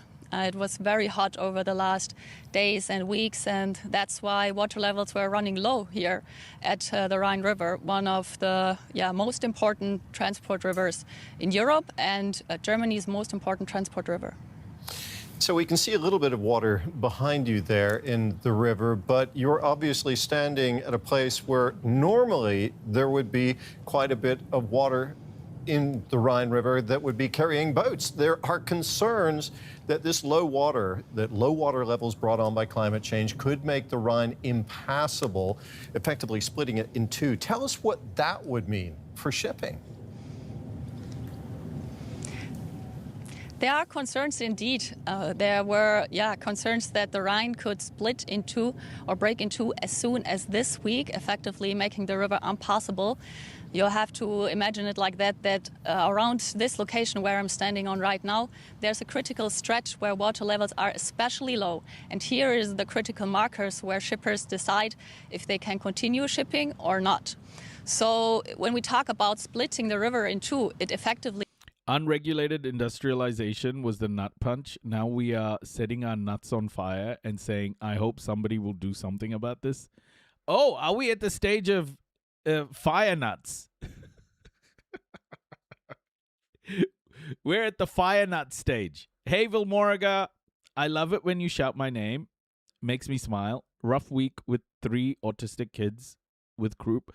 Oh, croup. Oh my gosh. Our son has croup. That is scary. Croup is scary. I'm so sorry, Mama Sunshine. I hope you feel better. I hope you feel better. Well, it's good to see you. So sit back, relax if you can, and let's listen to the world burning down. Welcome.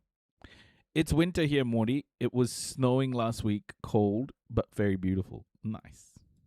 Means that there is the stretch here that could be impossible because of low water levels for many ships.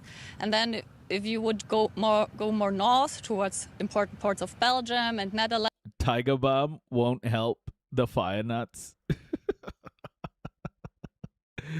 Oh no way. It would make it worse.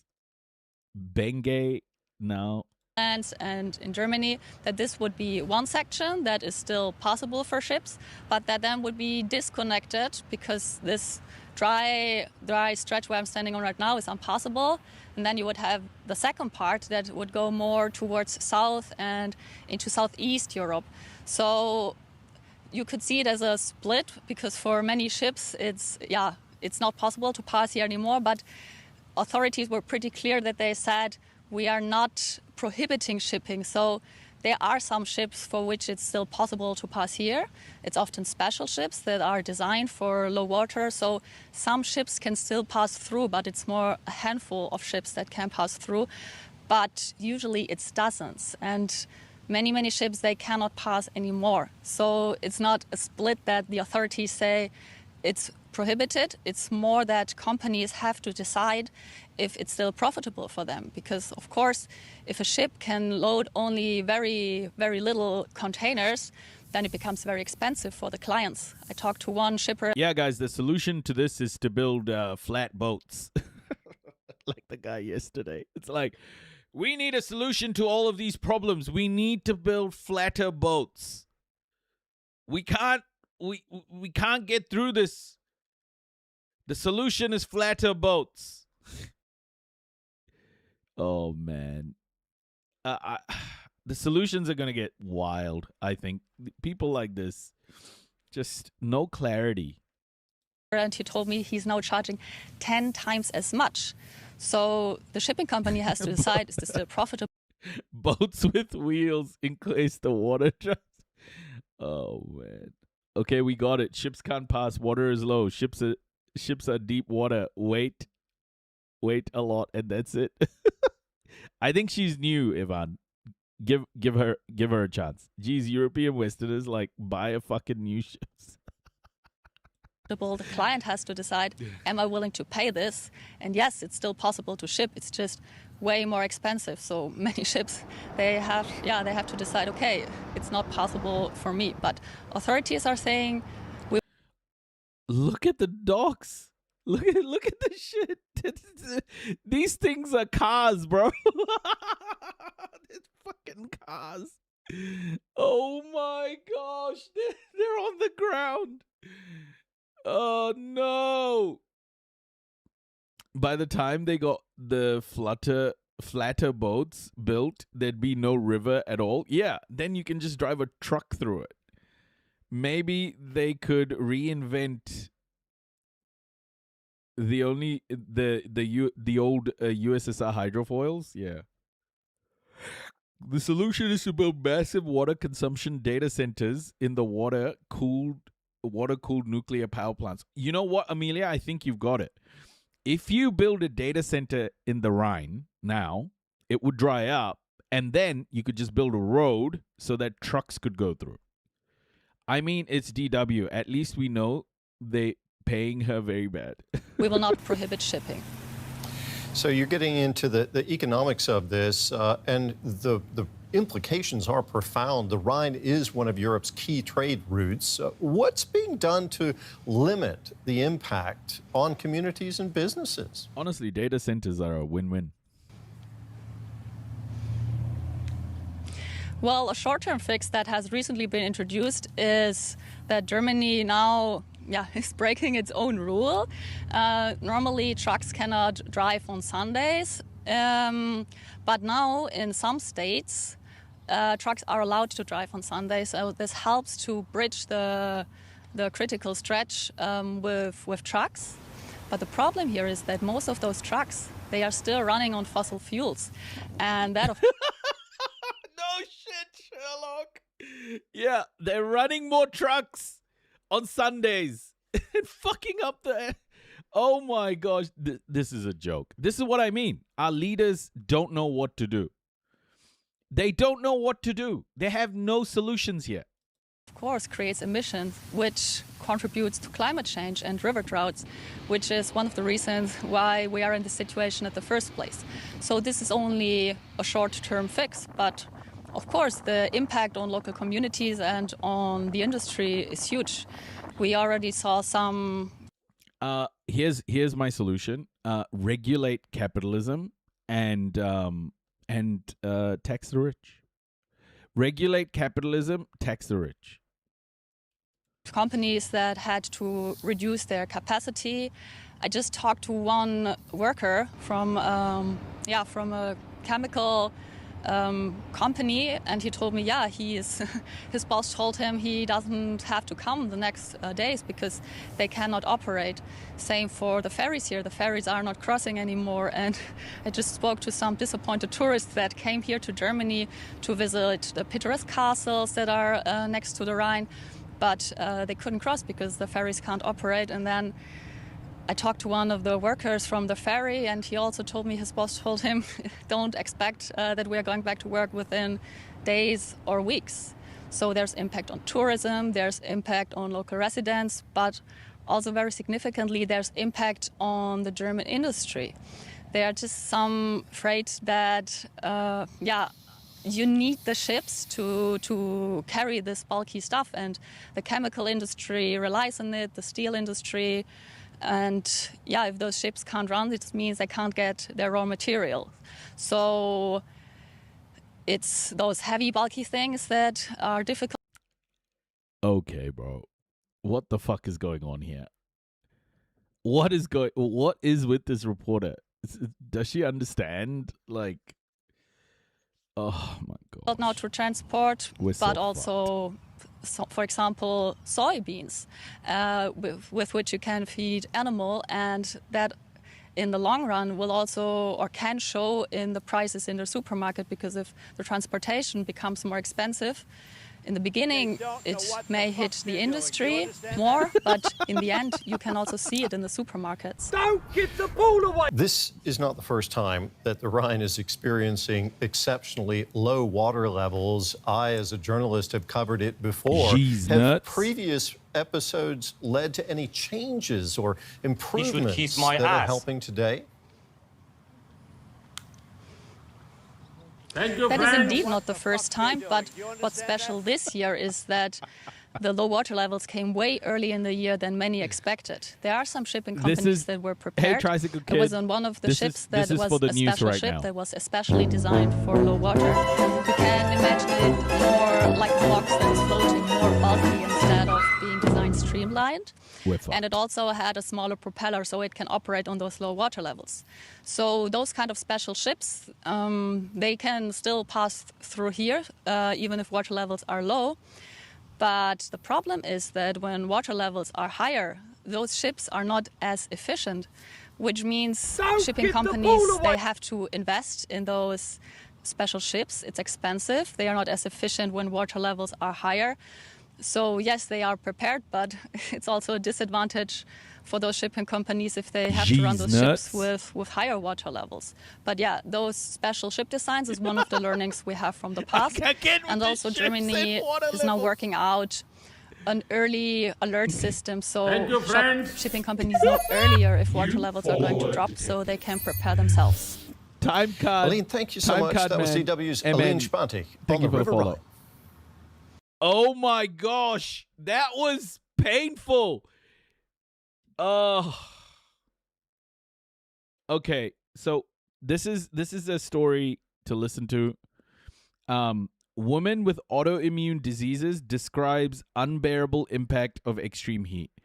One thing I hope Europe gets from this is imagine how people in around the world, in the global south, who do not have the resources you do, imagine how they must be dealing with this situation.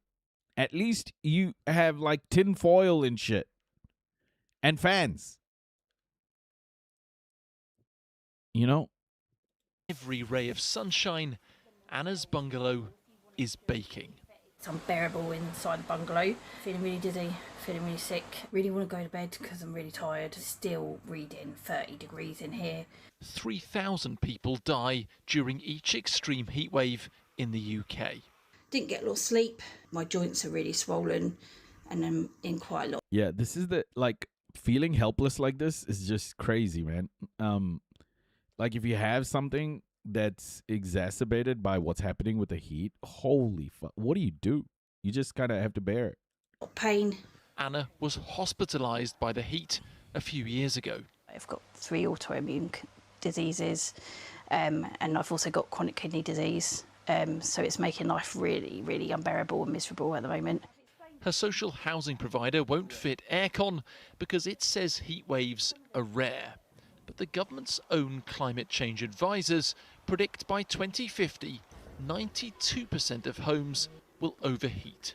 We built this country. 92%?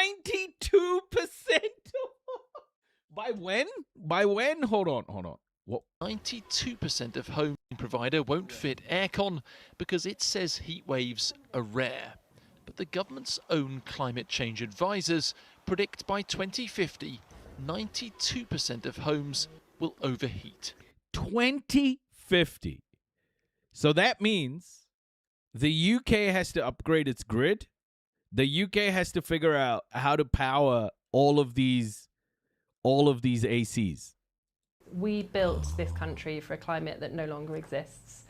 2 degrees of warming means that lots of our buildings, whether that's our schools and our hospitals, which don't have air conditioning in, or the homes that we live in, which don't have things like external shading or cooling, or lots of green spaces around them, are really not fit for the sort of climate that we'll have. You know what, Street Smarts? I hope you live a long and healthy life so that you get to witness the world literally burn down. Even homeowners can be left without options. I'm working from home most of the time, unless I'm needed to go out for meetings. So yeah, literally trapped indoors and having to kind of make the best of a bad situation. Because Manny's flat is old and leasehold, he isn't allowed to drill into the wall to fit proper air conditioning. He's spent £1,500 on shutters, blinds, fans and portable coolers, but it's still thank you for the follow. Hot. So when I bought the property 13 years ago, I feel like it was a lot cooler. The summers weren't as warm as they are now. However, in the last 5 years, I've definitely noticed a change. The summers are a lot warmer, and I think that impacts the property inside because obviously they're insulated very well. So it just means it keeps the heat in. And being ground floor is even worse because you can't really have the windows open during the night. So it's literally like a sauna at night. A survey by Citizens Advice Bureau found millions of people like Anna and Manny have had to take drastic action to avoid the heat. In some cases, people are sleeping in their kitchens because it's cooler, taking annual leave from work, or even checking into a hotel overnight. So the good news is that the government has put forward the Warm Homes Plan, which is a £15 billion plan to improve the energy efficiency of people's homes. Hold on. It's fucking hot as shit. What is a warm home plan? Why are they calling it a warm home plan? Is it like to keep the house warm no matter what the conditions outside are? They really need to rebrand that. So we're really keen to make sure that the measures that are included within that support that people get are things like insulation and ventilation, because those are measures that help keep homes warmer in the winter and cooler in the summer. At the University of Salford, that's exactly what they research. Something I've noticed after living in a city versus rurally, people aren't able to open doors and windows and leave them open. Houses don't have verandas. Creating shade either. Yeah. But Amelia, I think you are definitely talking about Aotearoa, rural versus city. I think the more densely populated areas of the world, European countries, they don't even know what any of what you're saying means. They just don't have the capability. They don't. It's getting bad so quickly they've just built cities in such different ways. Like us in Aotearoa here, our cities are just so different. Well, our climate's different too. To be honest, I have no clue if winters are warmer because I always wear like 2 jackets, short sleeves, long sleeves, shirt plus something on top of it. I thought they are smart up there for some reason. Yeah. Light colours are heat gain. Lubo and Grant test how houses cope inside a giant climate-controlled chamber.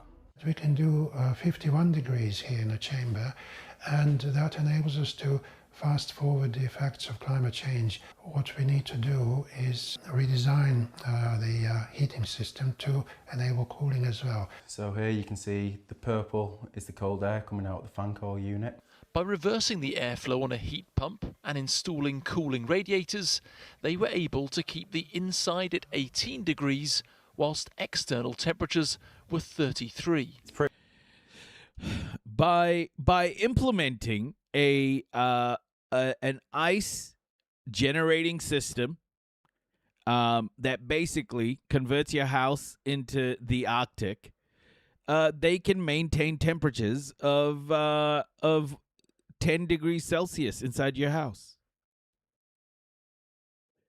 By implementing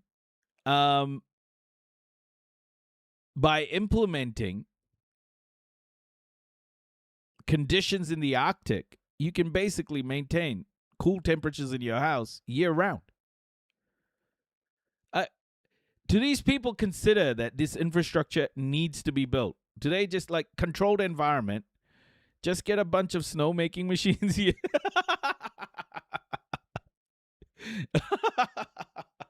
Yeah. Basically, man, it's just fucking stupid. Pretty good that just from a heat pump that we usually use for heating the rooms, we can flip it in reverse and now it's cooling them. There are short-term fixes if they're not sold out.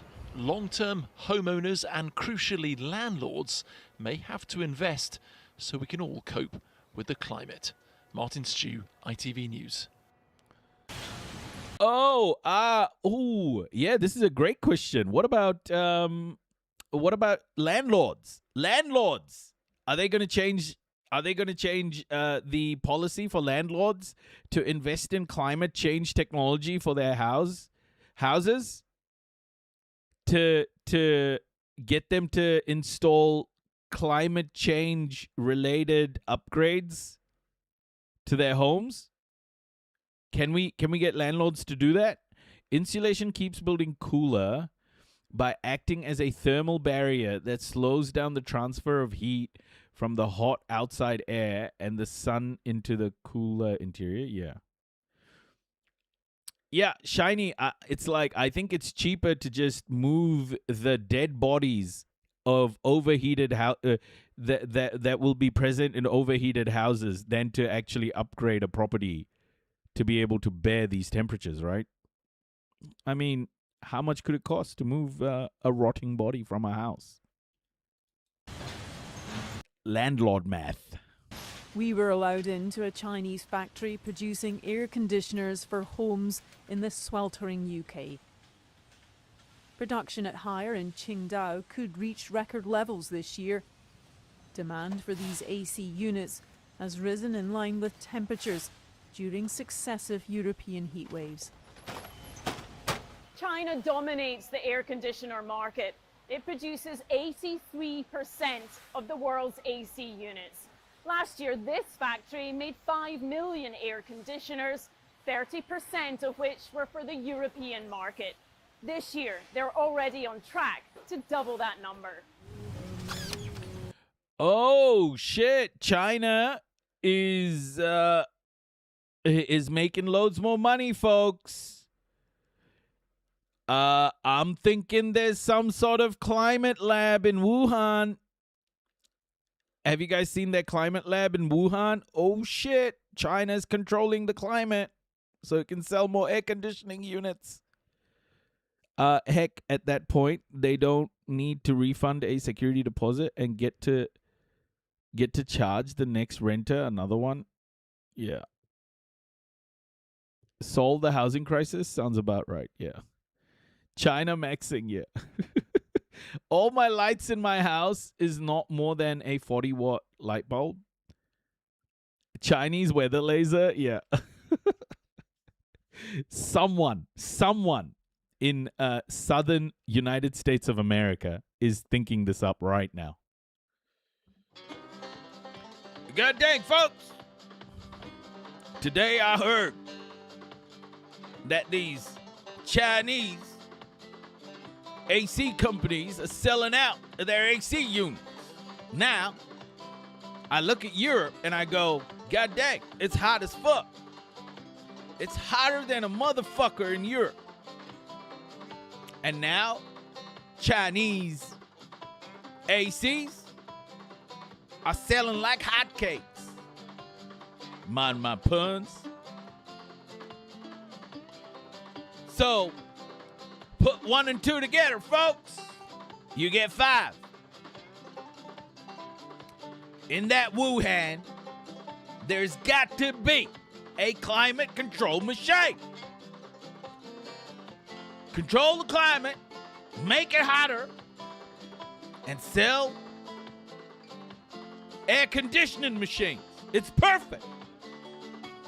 It's goddamn perfect. I'm telling you what, these Chinese, they smart. They smart. It's Viet Cong. It's already plural. You wouldn't say Chineses. What?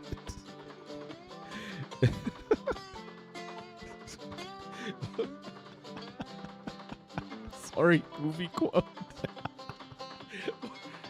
All right, folks. Your irrelevant and often dark humor is much appreciated. The best medicine, yeah. All right, folks, I'm telling you, these goddamn Chinese, they controlling. You see that cumulonimbus there?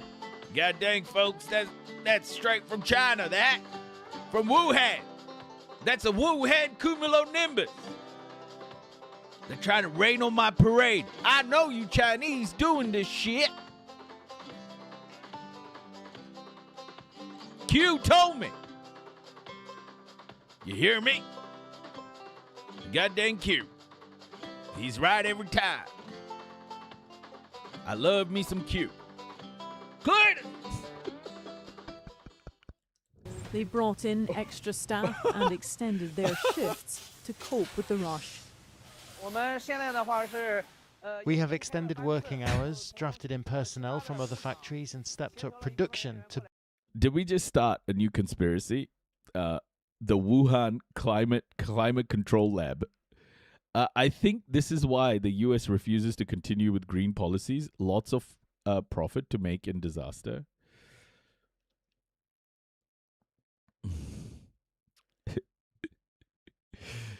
Oh, shit. It's lots of profit to make in disaster, but the thing is, the U.S. doesn't have the ability. The U.S. is more worried about China gaining more power. But Europe has no choice. They have to buy it from here because this is where all of them are manufactured. So hot weather, China's just cashing in. China, do nothing, win. Boost our output.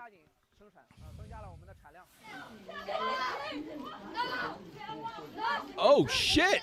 Air conditioning has become a hot topic on social media. When you see white people fighting over fucking air conditioners, it's all over, folks. This was the frenzy for AC and fans in France. Due to British building regulations, many homes can't install fixed ACs with external components, so portable units are proving most popular. There's also a debate over the energy efficiency of aircon and if it's bad for the environment. I put those concerns to this boss at the higher headquarters. It is true that there are long-held views, often rooted in environmental concerns, that air conditioning is unnecessary. However, there are groups of people that truly can no longer bear the heat. Some may even lose their lives. So when weighing the situation against the cost of losing a life, I believe we must prioritize people. Seems If the pretty forecasts are pragmatic right to me. and heat waves are going to become the new norm, then Chinese AC companies could soon be cashing in on Brits desperate to cool their homes. Debbie Edward, ITV News, Qingdao.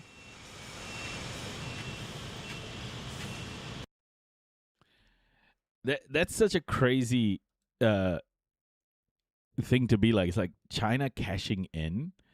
It's like, come on, man. What are you talking about? That I think as much as Chinese people are shrewd business people, like so are people in the West. I think Chinese people give a shit about other human beings too. Like, why can't Chinese people show empathy? You know, that's how the news reports them, like fucking heartless psychopaths or something.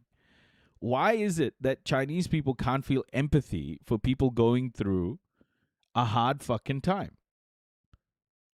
Why do they have to sound like the most evil people in our media? It sucks, man. Our media really does paint China as this like terrible place with terrible people. And it constantly does, like opportunists, you know? If they cared about other people, they'd let me immigrate and gain citizenship in China, damn it. Yeah, the negative the negativity around Chinese people is just and Chinese products too. It's like Chinese products are perceived as like cheap by the West because of how the media portrays it. It's how China has been sold to the world. I think that concept needs to start changing in people's minds. That mental model needs to evolve. It's so bigoted, man. Like even that report, you know, cashing in. Come on, man. Ah, it's so sad, bro. So sad. I just need to use the bathroom, guys, and I'm gonna grab a quick coffee. We watched this. I'm gonna grab a quick coffee, but our climate segment today is massive. Our climate segment today is huge. I'm just gonna be back. Stay with me. I'm gonna take a quick leak. Coffee, and I'll be right back. Noisier than ever. When I'm gone, though, when I come back, I want to see a bunch of Palestine flags in the chat. Free Palestine, everybody. See you in a second.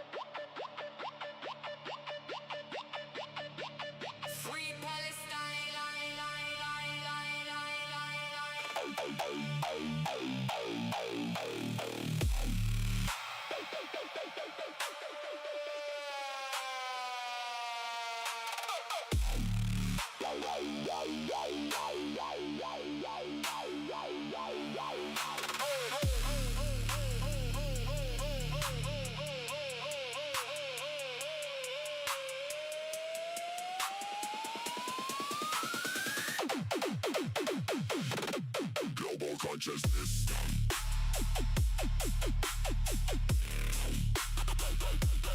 Free Palestine.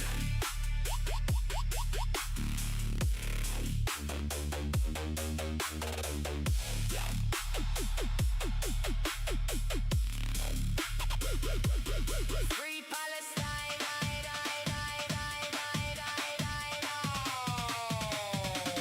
Global consciousness.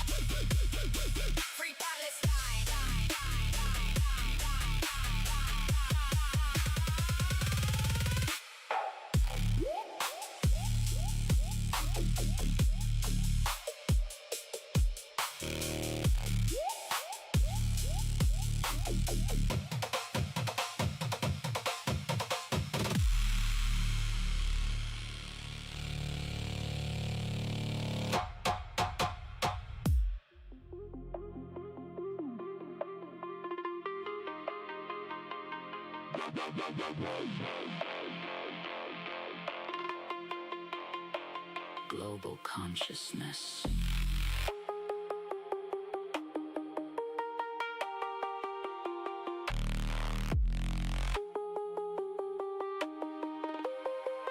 Free Palestine.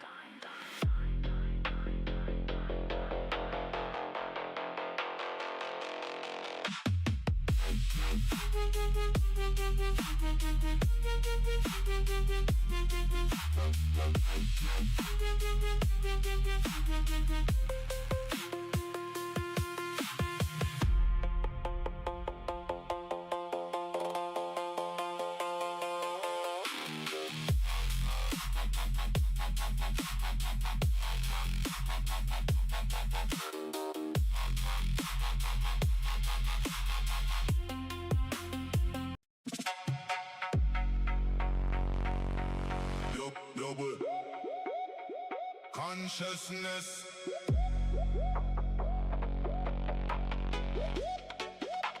Free Palestine.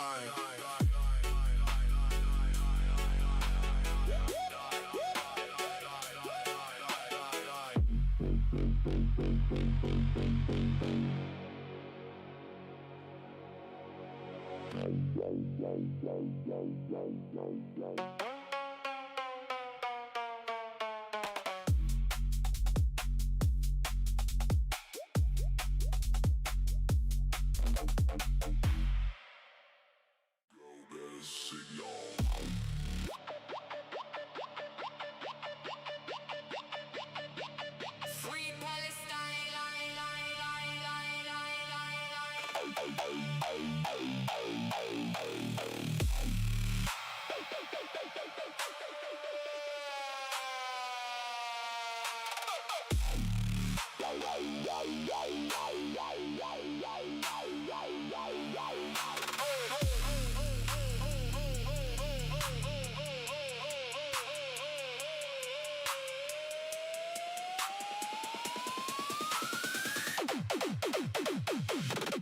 Global consciousness.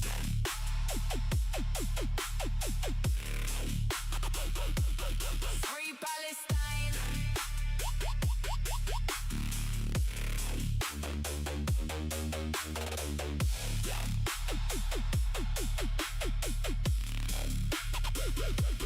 Free Palestine.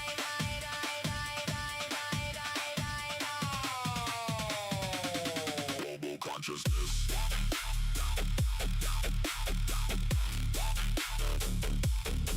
Free Palestine. Hi.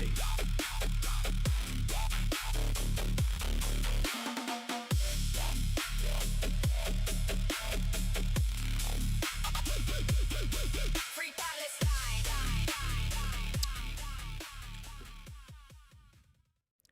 Let's get back straight into it. The world is burning. Premier David Eby says the Bald Range wildfire likely won't be the last significant fire that British Columbia sees this summer, and it's giving people a glimpse into what the consequences of climate change can look like. There is international interest in the scale of fires, national interest to know about the seriousness of climate change, of drought, of the kinds of fires we're facing. BC isn't alone, of course. Ontario faced its own explosive wildfire crisis back in July, and the devastating effects of climate change can be seen globally, with Europe reporting thousands of heat wave deaths so far this summer. In Asia, Typhoon Dolphin became one of China's most significant weather events in recent years. And as scientists warn that climate change has made typhoons and others more likely to affect East Asia. For some context on all this, I am joined by Katharine Hayhoe. She's the Global Chief Scientist for Nature Conservancy and a distinguished professor at Texas Tech University. Good morning, Katharine. Thanks so much for taking time. Thank you for having me. What is your reaction when you see right now the catastrophic wildfires raging in the Okanagan in BC? It breaks my heart. I've been studying the impacts of climate change on wildfires for over 2 decades, but it's one thing if you see it on your computer screen or on the paper that you're writing in front of you. It is a completely different thing when you see the lives and the faces of people being affected. Take care, Amelia. Stay safe. We'll see you soon. Indeed, and as you say, scientists have been warning about extreme weather events due to human-caused climate change for decades. So how is what we are seeing again this year, this summer, lining up with the expectations, the warnings, really? Mm-hmm. Human-caused climate change from the Industrial Revolution, 75% of all emissions being perpetrated by the West. Climate change is a result of white supremacy. I'm not even fucking joking. It's just a fact. I'm not just saying that. It is an undisputable fact that Europe, when it was pillaging the global South, in the Industrial Revolution came into play and just continued to expand and expand because of Europe's greed, expansionism, and criminal activity, exploitation of labor from the global South from the early 1800s when industrialization came into play, when the Industrial Revolution came into play. It is a Western, it is a white supremacist problem. Well, first of all, we know that we've always had extreme weather. In fact, I'm speaking to you from the Georgian Bay area, and right here on this peninsula I'm on, it was burned to the ground 100 years ago. So we know that we've always had typhoons, hurricanes, wildfires, heat waves, floods, and more. But we know also that climate change is loading the weather dice against us. It's as if we've always had these weather dice, and we had a chance of rolling a double six naturally. But as the climate changes, it's sneaking in and it's changing more of the numbers on our dice to sixes, and it's even giving us some sevens. So that's why we're seeing more frequent, more extreme, and more dangerous events. I hate that people like Catherine here have to dumb it down so much for people, especially in like probably in America. How's the weather in NZ, by the way? I don't remember you saying anything about it. It's balmy. It was about 14 degrees this morning. It gets to single digits at night at the moment. It's nice. I have an AC in right now. Because climate change is loading the dice against us, and that puts us all at risk. And Catherine, in these cases, for example, what are the underlying climate conditions? How have they changed that fuel these kinds of fires? Mm-hmm.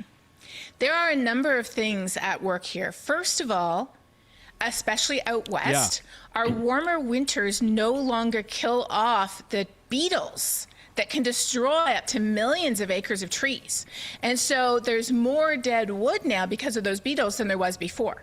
But we also see that as snowpack is reduced in the winter and as the winter season is shrinking, that dries out the soils and lengthens the fire season. And then the crazy thing is, when it comes down to it, Europe is going to go, oh, capitalism sucks at some stage. Right? They're just going to go, oh, capitalism, we as a human race shouldn't have done it. Capitalism has brought us to this point. It's the whole world. If you were simple, I think you would believe that. But here's the thing about capitalism. Capitalism is European colonization rebranded. Hence why capitalism is embedded with white supremacy, because capitalism wasn't something new that was invented in like the 1800s when the term was actually coined. Capitalism was just a name given to what Europe was doing at the time.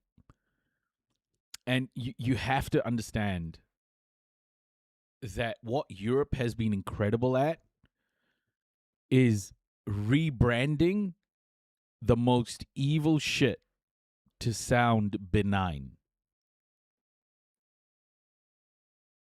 Okay? Rebranding the most evil, destructive shit to sound benign and digestible by the masses. And when it comes to fire weather, climate change has more than doubled the frequency of hotter, drier fire weather across Canada. And across northern Alberta and BC, we are also seeing more frequent lightning strikes, which is often the reason why these fires begin. Oh, something's happening in the bin face.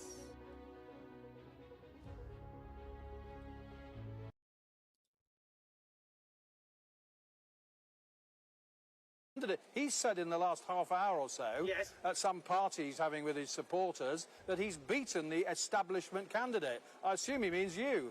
Well, that's interesting, isn't it? Because one of the candidates was a sitting MP, formerly an MEP, architect of Brexit, one of the most significant British politicians of the last 20 years, and reputedly a member of the East India Gentlemen's Club, which to this day does not admit women. Now, if that's not the establishment, I'd like to know what is, because I'm a lone wolf space warrior. You went to Oxford University, though, didn't you? That's a bit posh. I've parked above it in my spaceship, but I don't know what you mean. I mean, I'll tell you what, I haven't plagiarised any research. How about them apples? Well, you mentioned the bus fare cap. Andy Burnham's done that. Did you steal that policy from him? No, I upgraded it. He went £2. I think the people of Clacton deserve better. £1.99. Funded through a windfall tax on cosy crime novels written by celebrities. It's perfect. Tell us who your colleague is. Your assistant, your spin doctor? Yes. Who are you, please? I'm Recyclone B. I'm the strategist. A strategist. And does she give you all your policies, or they're yours? What's your role exactly? He called you a spin doctor a little earlier. Yeah, well, I have many, many talents. Yes, and I can activate her within 45 minutes, just like any spin doctor. Not on live TV, thanks. Not like that. Cheeky, John. Cheeky. Getting into the swing of it, I like it. Oh, yes. So, I mean, you're going to have a long wait for the result here, aren't you? And you're going to get hot in that costume. Aren't you going to get hot in that beautiful suit of yours? Well, it's not that beautiful. It's very dapper. I mean, you going to have a cold shower halfway through? It's hot up here, but actually in the press room it's very cool. So, you lucky man. Oh, yes. The yes, fourth estate. You see, everybody. Now you're going to say we're the establishment. Well, exactly. See, you agree with Nigel Farage. He's been hitting out at newspapers like the Sunday Times and others that have criticised him over his what Kemi Badenoch calls his. That costume must be fucking hot, though. Oh my gosh. Fishy finances. Yes. Are you saying that we journalists are the establishment, like he does? Well, I mean, you're called the fourth estate. It sounds pretty established. No, I've always thought that was a rather silly term. But it is true, though, isn't it? So that's pretty establishment. But why shouldn't the Sunday Times look into his £5 million donations? What's he hiding? It's interesting. What do you think about the fact that he's got this inquiry by the Standards Commissioner and then the Standards Committee? Well, the thing which makes me curious, and I'm interested to get a journalist's view on this, is that there was a report in one of the papers, I believe, a speculation that the Reform UK strategists believed that by calling this by-election preemptively, it would avert the need for a by-election after the result of the Parliamentary Standards Committee. Now, I'm a space warrior from Sigma 9 with a fixation for CFAX and Lovejoy, but even I knew... Lovejoy, that's going back a bit. Exactly, but even I knew... Dennis McShane. Lovely. No, not Dennis McShane. He was the MP, wasn't he? Ian McShane. Ian McShane, Come yes. on, John. It's like a university challenge. But, you know what I'm saying is that even if I knew...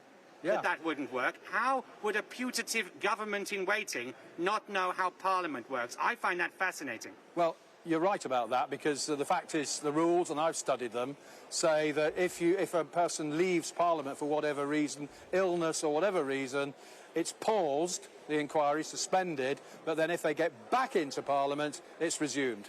Exactly. So, hold on to your popcorn, everyone, because the second leg in Clacton, which I prophesied, I said to the people of Clacton, vote Binface and you would save approximately 350 grand on a second by-election. So I reckon, how about this? He said Reform would pay for the second one. Maybe Nigel could pay for it out of his 5 million. That'd be nice. Mr Farage has said this week that if there was a second by-election, that would be silly. And tonight he said it would be stupid. What do you think about that? Well, I'm glad he's not saying that this by-election's silly, which of course it isn't. It's a very fair and positive campaign between two rival candidates to rule the country. I mean, next time you'd have all these silly novelty parties like the Liberal Democrats involved. I mean, who needs that? But what do you think about the fact there are 34 candidates here? Well, I mean, you might think that that is a circus, but A, it was predictable. I mean, I've done my research. I saw what happened to David Davis in 2008, before my time. But I remember it. Yeah, you go. Were you there? No, but I remember it. Why not? Because I'm not sure. Somebody else must have covered it. I can't remember now. Oh, I see. But he got, let me get this right, the turnout there was 34%. It's rumoured to be about 43% here. And he got 72% of the vote, Mr Davis. Yes. I mean, Mr Farage may get something like that here, mightn't he? I mean, if he gets a big thumping majority, say he gets over 70% of the vote, then that's a good victory for him, isn't it? Well, it's a good question. I mean, that's up to you, I think, to the journalist to say. I mean, and indeed all the populace. If, for example, even if I got to 12%, so 1 in 8 people in Clacton would rather vote for a space warrior shaped like a bin than Nigel Farage.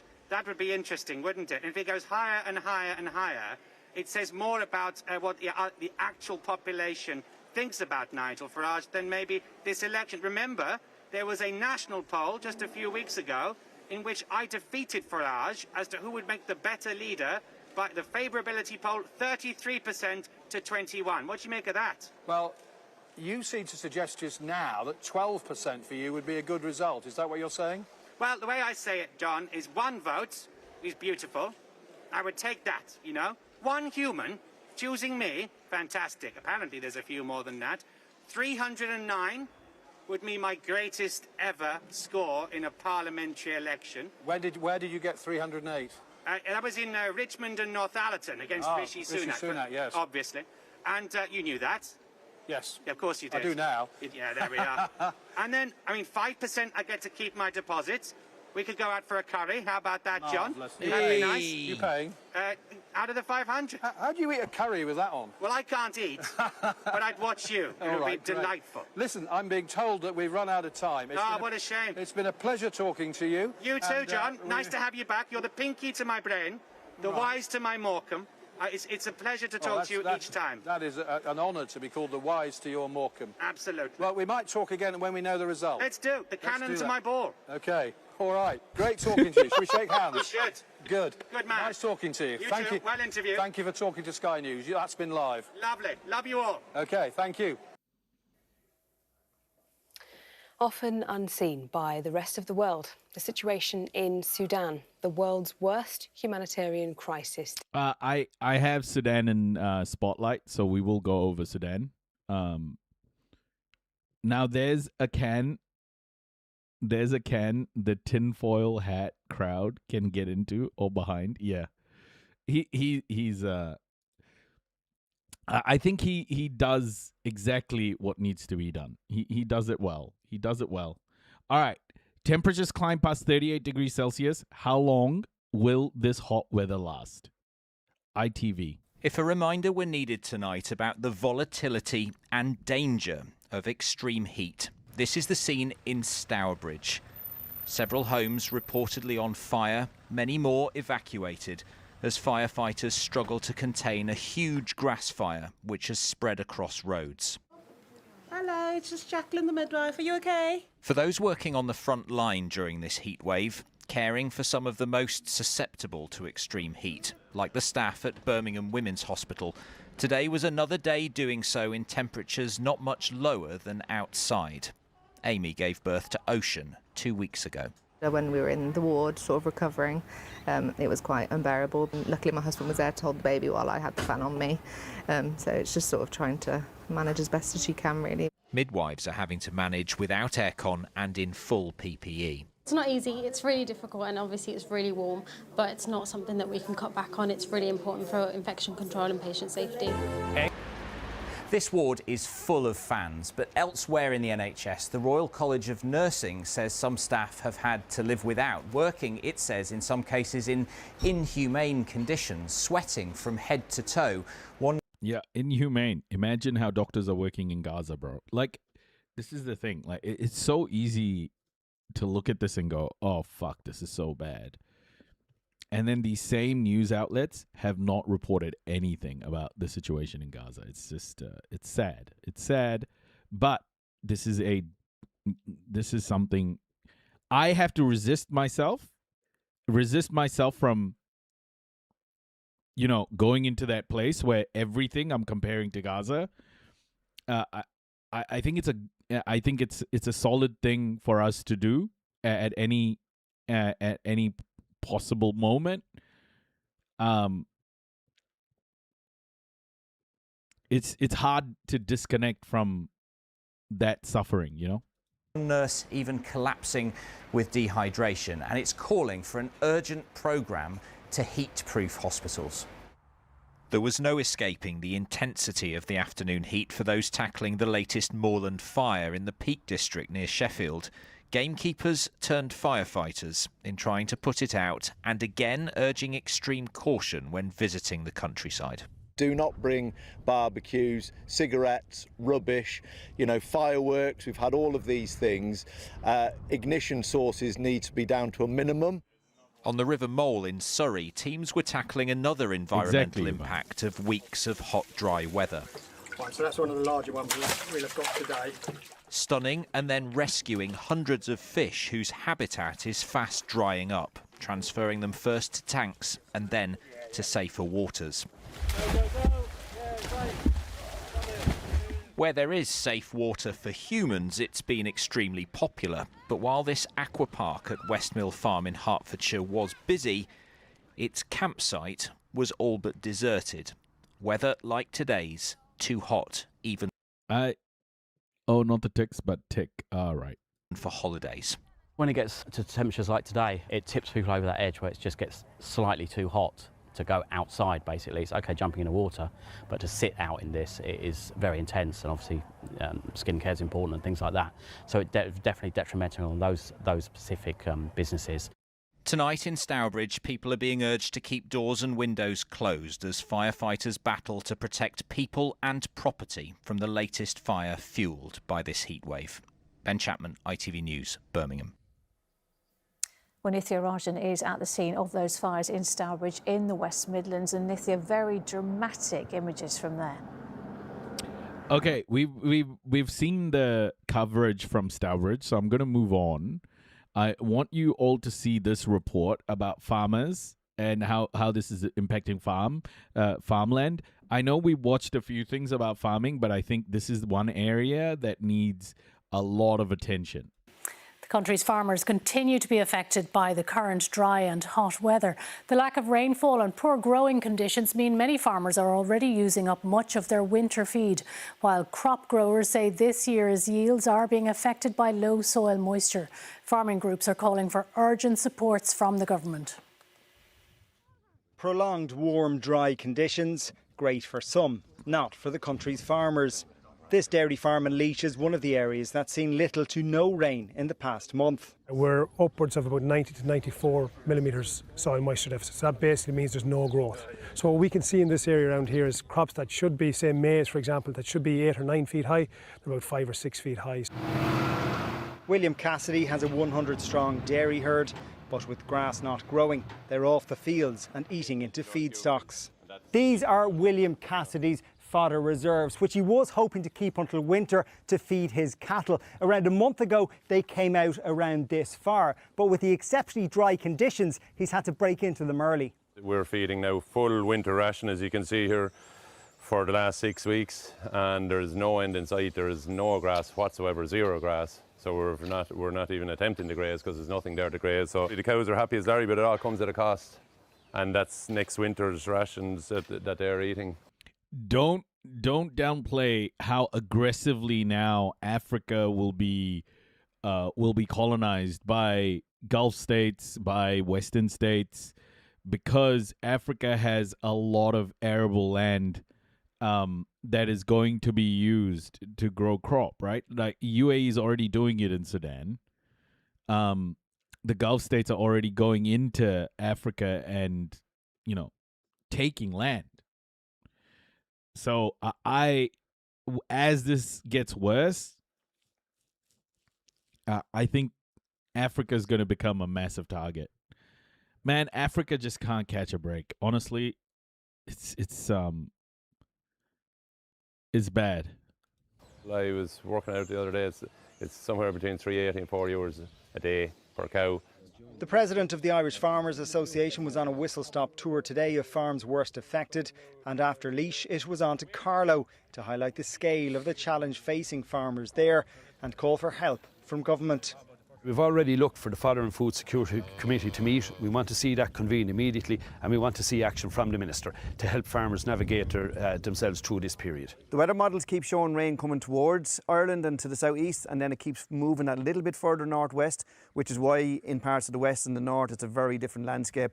But Carlow and the southeast in general, that rainfall just isn't making it there. We're suffering a lot with loss of income from the yield, not as much straw to sell, and costs after going through the roof. Our minister brought out a text message to us to text them back. Bit of breaking news here, folks. Breaking news. Oh, well, it's not breaking. This was 8 hours ago. A U.S. federal judge dismissed a Trump administration lawsuit alleging Harvard failed to protect Jewish students from harassment, saying it had not plausibly shown an ongoing violation of federal civil rights law on the Harvard campus. Let's go!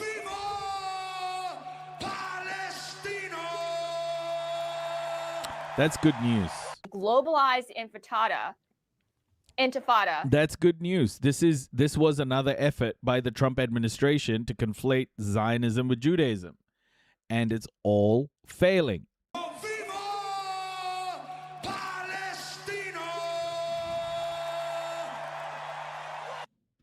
Good times. Hey, T-minus. Waste of time. He needs action, not a text message. The Agriculture Minister says he'll consider 105 reconvening the National Fodder and you Food Security Committee to assist farmers once Teagasc completes its National Fodder Survey in the coming weeks. Martin Hagan also hasn't ruled out additional supports. Didn't Trump still extort many hours of lawyers from multiple universities with those threats? Probably. Whatever measures are implemented, though, the disruption will feed through to food prices for consumers in the coming months. Angus Cox, RT News, Bagnallstown, County Carlow. Farmers are going to suffer a lot. Okay, this is weather events, heat wave 5 peaks. This is the UK. We've already watched this. Let's check out Europe. So we've had a focus on the UK. Let's check out Europe and see what's happening there. BBC, please don't be shit. Do some reporting. Parts of Europe are experiencing the 5th heat wave of the year. Extremely high temperatures, over 35 Celsius, are expected across large parts of the continent today, as the latest spell of intense heat reaches its peak, bringing severe and excessive heat to the UK, France, Italy and parts of Central Europe. Europe is the world's fastest warming continent due to climate change. There's a rare amber warning for extreme heat in force across a large swathe of the UK. The Met Office says temperatures could climb into the high 30s in the English Midlands, East and South East. Amber heat health alerts, which warn of significant impacts to health and social care services, are already in place until Friday evening. Our climate editor, Justin Rolat, reports. The Royal College of Nursing said today scores of calls to its advice line described nursing staff trying to care for patients in hospitals and care homes where temperatures have been regularly topping 30 degrees this summer. It says one staff member collapsed from dehydration during a shift and ended up being admitted as a patient to the organisation they worked for. It comes as all of England is now under an amber heat health alert that runs until tomorrow evening. We do worry that people are getting used to the heat and maybe not taking as many protective actions as they might have done in earlier heat waves. So I would like to just reiterate that it's really important for people to continue to take protective action.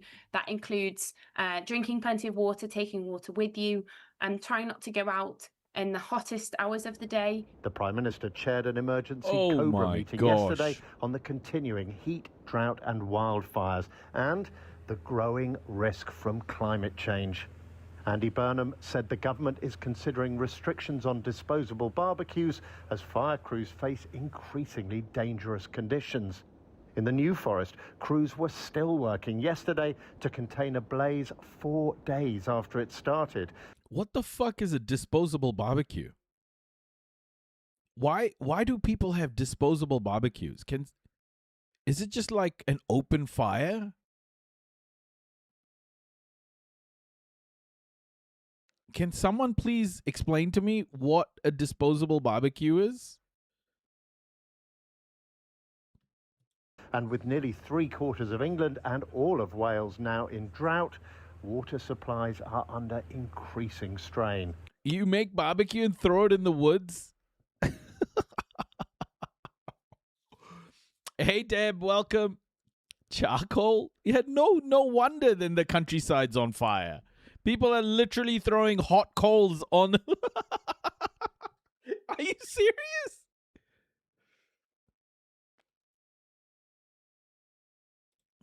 Well, it is pressured, and it's come after the pressures that we've had in previous summers, so 2022, 2025, and now 2026.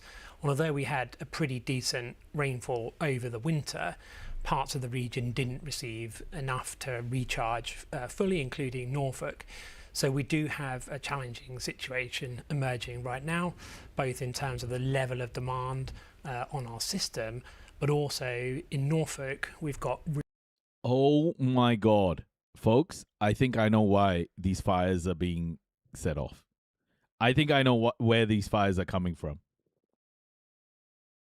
Shiny, I know where these fires are coming from. So basically, you put the hot coals in there, and then you cook the shit on the top, and then you throw the bottom away. Oh, this is so bad, bro. Like I said, human beings are literally furiously punching ourselves in the nuts. Okay? This is what's happening. I know where they're starting. I know how this is a thing now. Why are they selling this, Shiny? Why is this thing real? Why are they selling it? What is going on?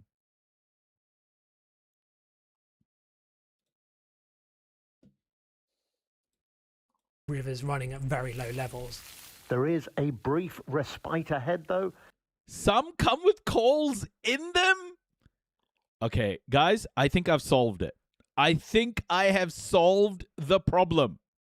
Temperatures will begin to ease tomorrow, and there could even be rain early next week. Thank you for helping, But later Shiny. in August, there is the chance of high pressure returning, with temperatures again above average, making a record warm summer this year increasingly lightly.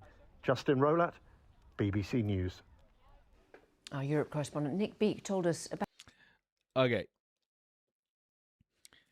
So there's been some glacial flooding as well in Alaska. They don't know what the fuck they're doing. Do you understand that? Let's move away from Europe and go to some other climate events.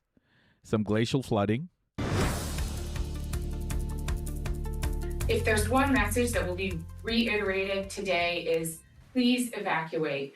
Please pay heed to the warnings. Please make sure that you're prepared. And let's all do what's right. The Mendenhall Valley in Juneau officially evacuating as flooding is expected to start in the next 24 hours. Officials repeating one message to residents in that flood zone today: evacuate. As the water begins to rise in the river, Safety Officer Ken Murphy is emphasizing people shouldn't underestimate the power of water. The risk is real. Debris, erosions, unstable banks, changing water levels, and hidden hazards make the river dangerous. If you're near the river or within the flood zone, you're in danger. There is no safe reason to approach the water during this event.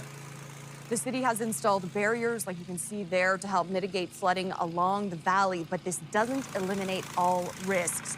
We turn now to Chief Meteorologist Melissa Fry, who first alerted us to this potential risk several weeks ago. You've been monitoring this all week, Melissa. What's the latest information? I'm honestly, I don't know what it is, but there is so much climate news at the moment. I have never seen anything like it.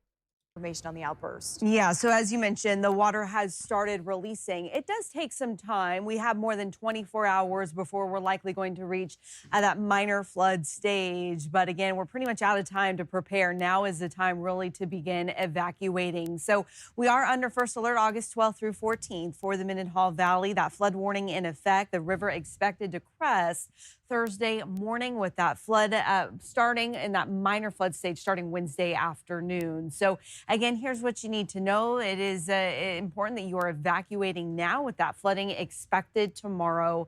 The Floyd Dryden Gym Shelter is now open and available for people that need to evacuate. And that evacuation zone, everything highlighted on this map in red, has actually been expanded from what we saw in recent years when this happened before. It does include most of North Riverside Drive, but you can zoom into the street level on this map and really get an idea of the areas that need to be evacuated. You can do that by going to alaskasnewssource.com. We do have that available for you there. So. Oh my God, I just saw how disposable barbecue grill looks like. And to be honest, I'm surprised there aren't way more fires. That thing is horrifying. Yeah, we just saw it. We just saw it on the screen. Again, this is a basin of water. It has been filling most of the summer, and it began overtopping the basin this afternoon. And now the plug, if you will, at the bottom of this basin has been pulled.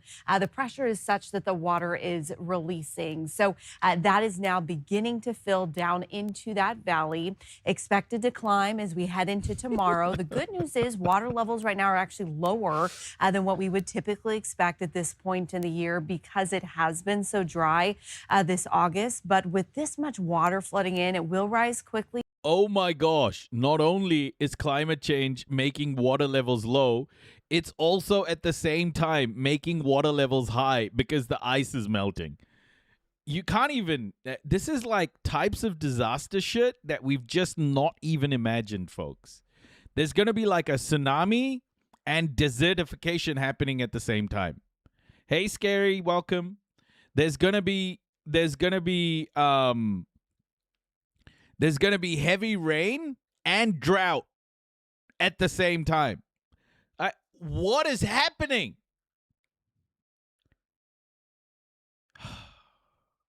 Tomorrow, expected to reach that minor flood stage tomorrow afternoon, and then continue to climb into that major flood status once we get into Thursday morning. That is forecasted to happen between 5 and 9 a.m. And the crust is expected to be close to the height of what we saw last year, which was record low.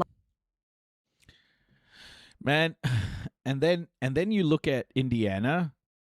I don't know if you have seen what's happening in Indiana, but that is... Yeah, it's Indiana's getting smashed too. Hold up. The state of emergency tonight, historic flood. I'm telling you guys, community, start fucking going to your neighbors and getting yourself prepared, especially if you're in like a flood zone or somewhere. Reach out to your communities, man. Get to know your neighbors. This is the time. The climate ain't gonna get better. Vision drone video showing firefighters checking homes in Connorsville, Indiana. And David, back here in Indiana, they are 8 states have flood watches. Oh fuck. Families tonight, Alec. Okay, man. I'm so sorry, guys. Like those people, fuck that. That must be devastating.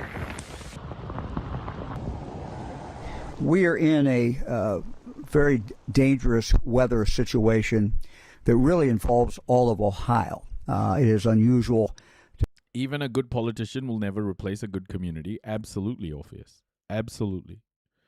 That's what indigenous communities immediately did, because they knew they couldn't rely on the colonizers to do anything good. So they started, indigenous communities formed naturally, because that's the only protection they had. To see this, but the danger can be anywhere in the state. And it's not something that's going to end tonight. We're going to get hit again with another storm later tonight. And the odds are that we're going to have continuous problems with flooding for the next several days. By the way, if your house floods like this, your house, it's gone. It needs to be rebuilt. From the foundations up, your house is gone. If it floods like this, it's over. Broken down, rebuilt. You can't just fix this. Days at least. I am signing a proclamation, declaration of emergency for Perry County as well as Muskingum County. However, I anticipate that we will be adding counties to that list, and we will do so when that is necessary. Sadly, we have had one fatality in Roseville, one fatality that we're aware of. This was an individual who died simply because they had an emergency, and they could not get. Oh, your apartment was condemned? Oh no, Drea. The mold comes fast. Which states? This is the Midwest and Upper South. Oh, Midwest and Upper South. This particular report. To that individual.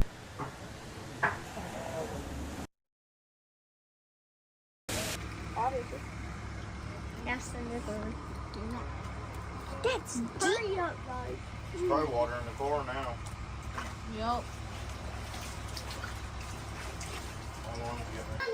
Just imagine how gut-wrenching all of this must be, man. If you're the owner of this house, fuck. Oh my gosh. Like, if these people, that's their house, gone. That's it. They can't get back into the house. They can't just live in there. It's too dangerous. Oh my gosh, that's the bedroom.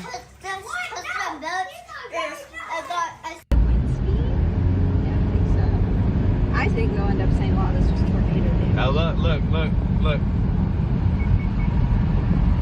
Look at the metal ones. Look at the. So, folks, somebody asked me, how the fuck do you solve climate change?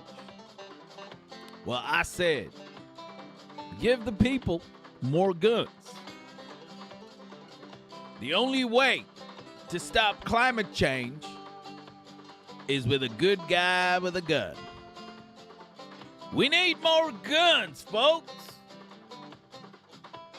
We gotta shoot the climate change.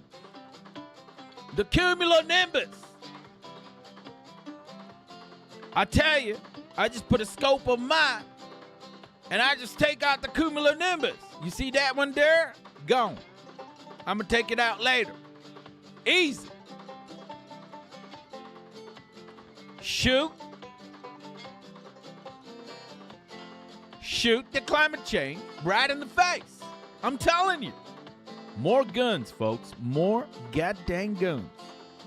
That's what we need. The metal one's totally bent over, bent 90 degrees.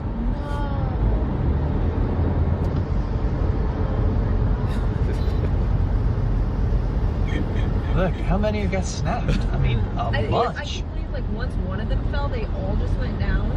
They just dragged all of them down. Wow.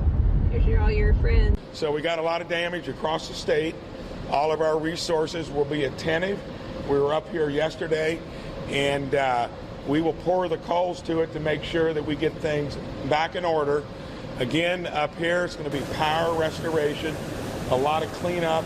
As you go south, it's going to be more involving damage from heavy rain. We did unfortunately have one confirmed fatality at this point from the storms yesterday.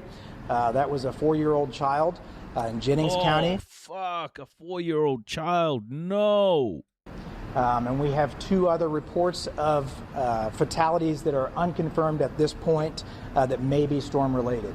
Yesterday at about 1 p.m., Hammond was hit with sustained winds of over 90 miles an hour, causing widespread damage across the city.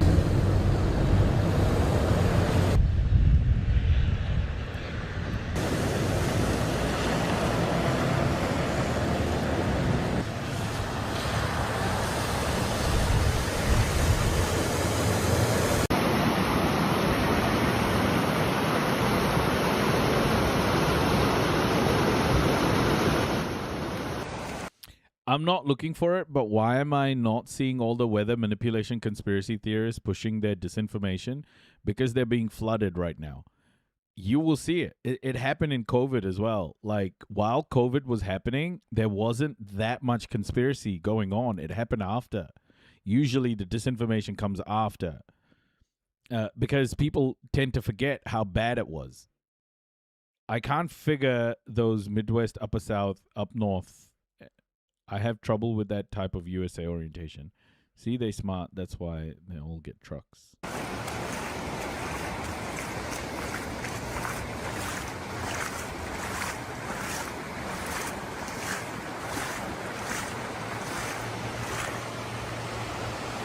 Yeah, we need to be prepared. So I think this is one narrative that's going to come up. God dang, folks. It's them Chinese. It's the Wuhan floods. You know, them Chinese, they got them climate labs in Wuhan right next to COVID labs. I'm telling you what, them Chinese, sneaky sons of bitches. They be launching their climate change at us and fucking up our country. Don't give them ideas, Noisy. I'm telling you what, I'ma call this the Wuhan storm. Because I know it's coming from that lab in Wuhan. You see that cumulonimbus there? That there is a Wuhan cumulonimbus. You know how I can tell? It's the color. That's supposed to be dark gray. That's light white. That is a Wuhan cumulonimbus, folks. I'm going to shoot that thing right in the face in about 5 minutes. God dang.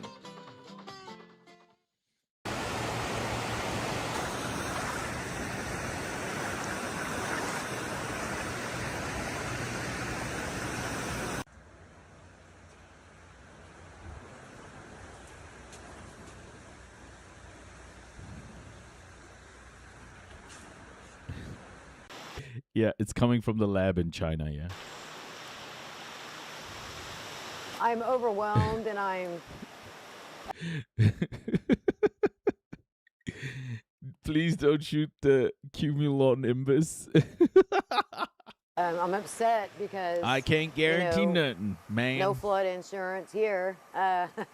So I don't know how, this is all going to pan out, because my basement is a total loss.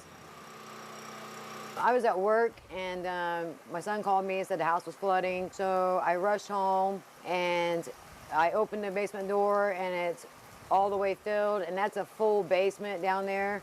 It's like 4 or 5 rooms, and the backyard was flooded. My garage is flooded, and my son's truck is in there, which now it's probably a total loss. Holy moly.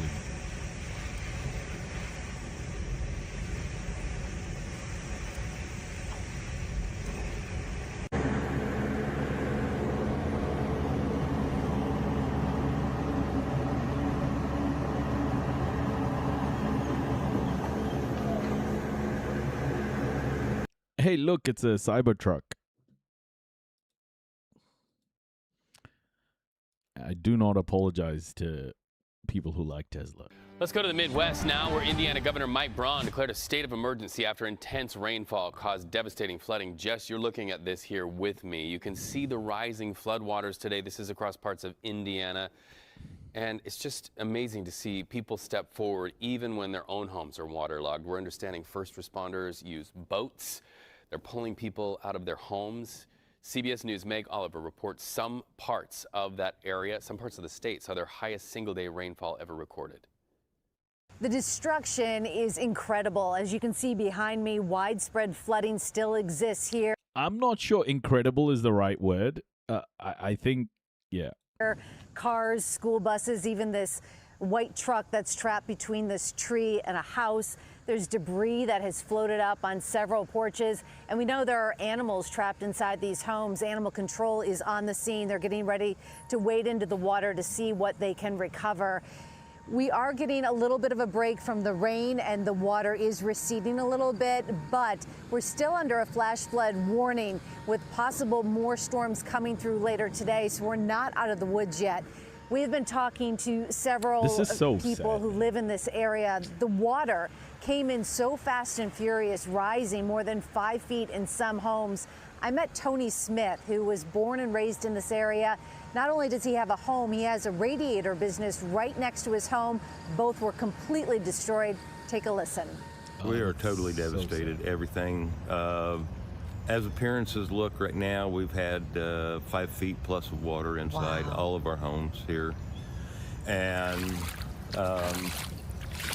I just found that we lost 2 cats. Was that a tried cop to put on up top high of a enough because we couldn't get them out. Just a random person, I think. Old Al Hooten. Old Al Hooten, how are you? Other animals that I'm getting ready to go check on. Everything's just, it's devastating. Tony told me he was just in a state of shock. He was so sad to lose those. Noisy, every single world war is an escalation. First one was a global conflict. The second one was nuclear bombs. The third one is environmental destruction. And nuclear bombs, Matt. We have more nuclear bombs now. I hope they're wearing rubber boots. 2 cats. And when the water came rushing in, he just quickly tried to get whatever he could, as many animals. Old Al Hooten's on fire today. Looks like these people need a data center. One of those could suck up all the water like it was nothing. And important papers, but this area has never seen anything this devastating before. Again, another round of possible rain is in store for this area that could wreak even more havoc on this waterlogged area. They'll get help if it's a red state. Do you honestly think that Trump gives a fuck about any human being? Do you think he'll help red states? Seriously. Trump doesn't give a fuck about what state it is. He doesn't care. Back to you. And that's what we want to lead with today. Of course, this has been the story for the past 2-3 days. Just heavy amounts of flash flooding in these communities, long flooding, and then on top of that, now we're continuing to keep a close eye on damaging winds and more tornado activity heading into this weekend's forecast read. So that was great imagery just to show what these community members are dealing with today. But there is more rain to come, and we're seeing it already in northern parts of Illinois, southern parts of Wisconsin, as heavy storms are starting to grow in size and move their way over into Chicago just within the next hour. Now, there's also severe thunderstorm warnings in effect right now along I-50. Guys, plot twist. Plot twist. People from America, the United States of America, are going to start crossing the border into Latin America. Into Mexico. Mexico is going to build a wall to stop Americans going into Mexico. Plot twist. That's on its way down into Springfield, and we want to continue to monitor these storms closely because think about it. It is a very busy week for many Americans. It's back to school for a lot of kids, and this is definitely causing a lot of issues just on the roads, let alone your daily commute. And so what we're seeing right now is heavy storms building and moving across the Ohio Valley into the overnight hours tonight. early morning hours tomorrow. This is around 5 a.m. on our Friday forecast. Now we're seeing heavy storms grow and move off into the Atlantic across West Virginia, Pennsylvania, and all of Maryland. We'll catch a bit of a break as we head into our Friday evening forecast with light to moderate showers in Iowa, but then heavy storms start to grow in size Saturday morning. So this is a multi-day event still in the forecast for us. We'll see heavy storms bring in rain, anywhere up to around 3 to 6 inches, and then on top. I'm already seeing tons of electric cars coming from Mexico here in Texas, like BYD. That's Chinese though. You mean is BYD manufacturing in Mexico, you mean? Or are people going into Mexico buying a BYD and then driving it over there? Please explain that one. BYD sucks? What? No. Top of that, we can also keep a close eye on the damaging winds and tornado activity that's possible with those larger thunderstorms. These thunderstorms can bring in hail, heavy amounts of rain, and as you take a look at the forecast, just throughout the next 3 days, places like Nah, bro, they're selling like hotcakes here in Aotearoa. I see BYDs way more than I see Teslas here. I think the price difference for, say, like a marginal loss of quality, I don't even know if it's a loss. Bro, these BYDs are good, man. like Davenport over into Chicago could see anywhere up to around 3 to 5 inches accumulate. We've been watching the National Weather Service issue severe thunderstorm warnings left and right, as well as flash flood warnings, and that's still a possibility throughout this region as we dive into this weekend's forecast. So more on that in a bit. Reed. Redlocks, you live 20 minutes from the Mexican border? Tell me honestly, Redlocks, have you tried to jump over to get into Mexico? Be honest. Oh, Tony DeCouple. I hate this guy.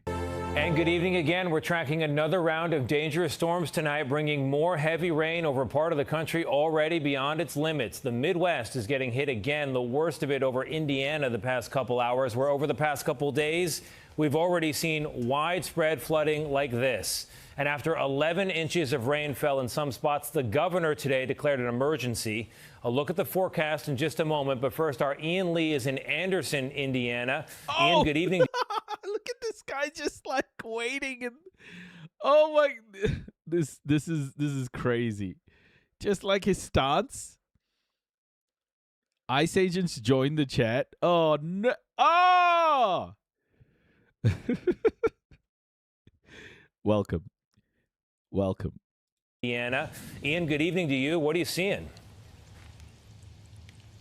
Tony, where I'm standing just a few hours ago was dry ground. The wood you see around me was stacked neatly on the house over there. The river has not only swallowed up that home and another home down there, but as you can see, it's raining right now and only going to get worse. This is nuts. Indiana is under a statewide disaster emergency tonight after nearly a foot of rain caused historic 36 million plus under threat of severe storms. 36 million. Who's going to repair these houses? Every house you see here is fucked. You can't recover these houses like this. It's going to get moldy. It's got all sorts of shit in it. It's gone. All of these houses gone. flash flooding east of Indianapolis. Dozens of people across the region needed to be rescued, including these dramatic images showing nighttime rescues in Connorsville. The floodwaters nearly covering entire homes. And I mean everything is gone. There's no salvaging any of it. Where the water has receded, homes have been left uninhabitable. People's belongings now sit in their front yards. Tony Smith lost his house and his business. We are totally. That's the tide line. Look at the tide line. Oh my gosh. There is no way this house is like habitable. Devastated. We've had 5 feet plus of water inside all of our homes here. And the danger's not over. At least 3 rivers have hit major flood stage and are still rising. I'm on the edge of Fall Creek, and today it is anything but. This is a raging river. That is the bridge that normally spans the creek out there. Right now, it's almost completely underwater. Now it's a race against time as people in Pendleton Oh my gosh, Old Al hooting. Crazy. All right, folks, I tell you what. You know why climate's so fucked up? It's those goddamn immigrants. They coming over, bringing them climate change with them. Farting and shit. Fucking immigrants. God dang. Send them back. We don't want your climate here. Send them back. Built in fill sandbags to protect homes downriver. In neighboring Anderson, the White River burst its banks, forcing Charlie Simmons to wade through chest-deep water. He finished. There are videos of some of them openly talking about it during Katrina. Really? What were they? Were they lynching people after this? Why? Why? Why would they do that? What's the deal? How are they justifying it? Renovating his home 2 months ago. A life of hard work lost. As far as financial wise, I'm cooked. Start again. 70 years old, start over. What are you going to do? Yeah, Charlie was saying he sunk everything he had into his home. It is completely destroyed. He doesn't have much faith in the insurance companies or the states to help him. He says the only people he can rely on now are himself and God. Tony?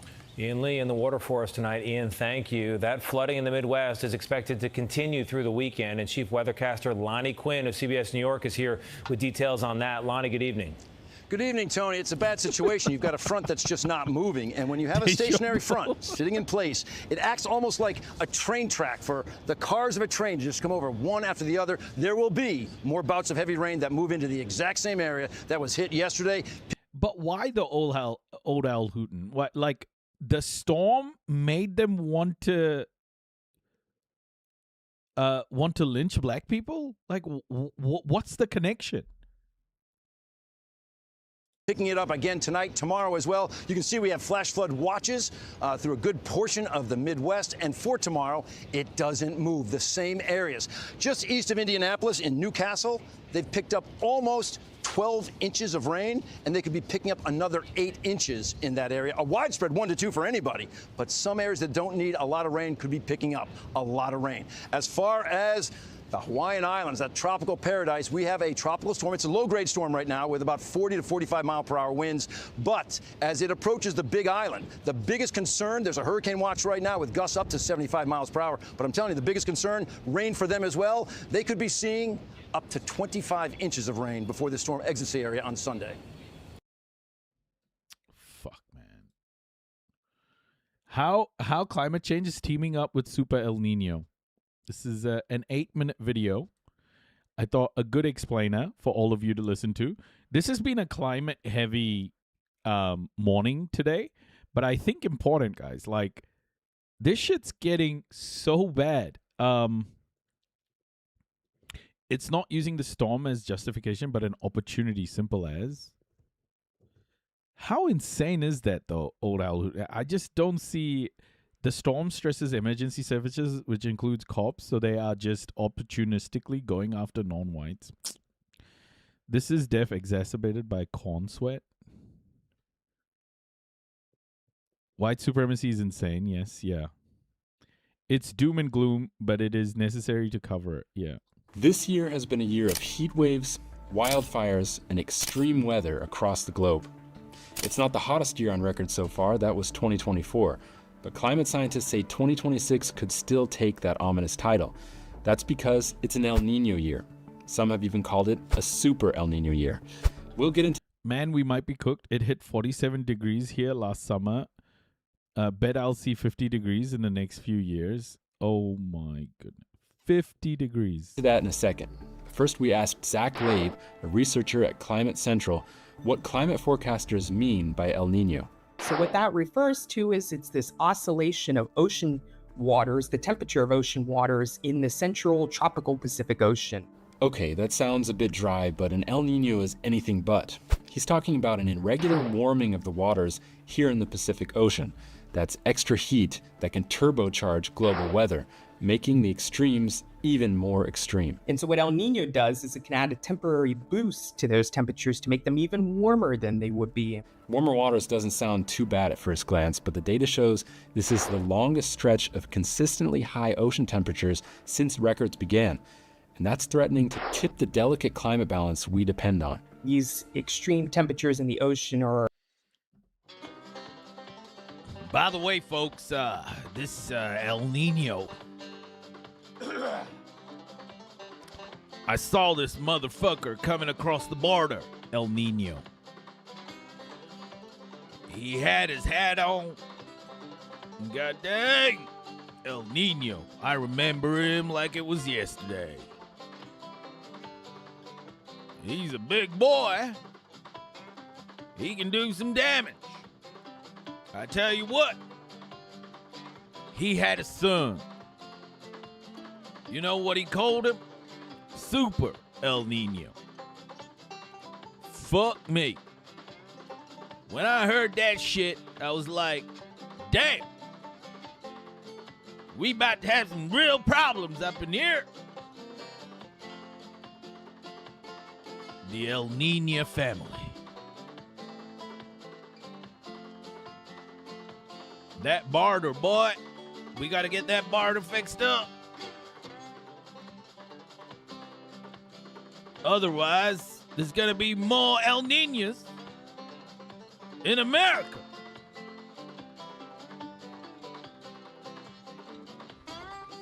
I read a wild stat recently. To get the top 10 hottest years on record globally, you only need to go back to 2010. No way! Shit. Are affecting many basins in terms of marine heat waves we're seeing across parts of off the coast of Western Europe, stretching across much of the Pacific Ocean, across parts of the other parts of the Atlantic. So this year in particular, I think the ocean warmth is a really key story. And as El Nino starts to unfold more and more, and we're already seeing it quite impressive, I think the story about the ocean's impacts will continue to be a top climate story for the rest of this year. But what does that mean in concrete terms? What's the connection between ocean temperatures and extreme weather?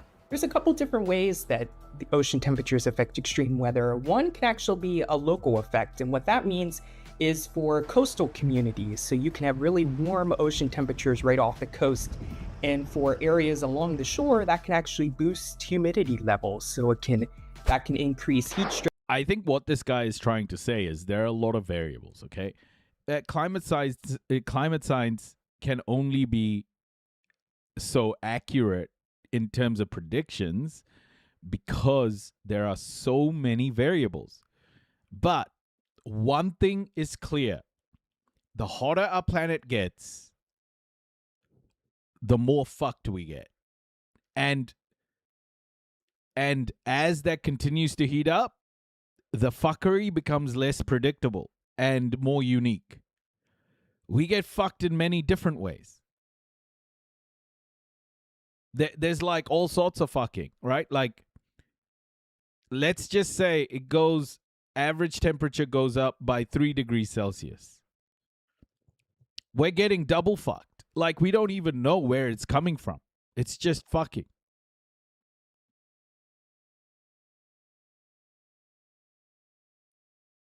The one thing climate scientists can say is that we're getting fucked. That's it. Like, it's just from where? Left, right, back, front, all at the same time? Like, we just don't know. Stress during the day, and that can also lead to warmer nights. So when you have these... Is that scientific enough for you guys? Is that scientific enough? Higher humidity conditions associated with those warmer ocean waters, the temperature doesn't drop as much at night. And during potential areas of extreme heat, that can be really dangerous because our body often relies on temperatures to cool down at night so we can rest, and there can be reduced heat stress. So this tendency for warmer nights is very much a heat health hazard. But it's not just the physical stress of hot nights and hotter days that has observers worried. The excess heat is creating so-called heat domes.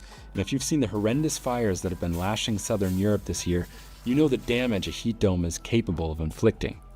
The hotter these average temperatures get, the more unpredictable everything gets. Like, it's just, we're in unknown territory right now, and that's the scary fucking thing, right?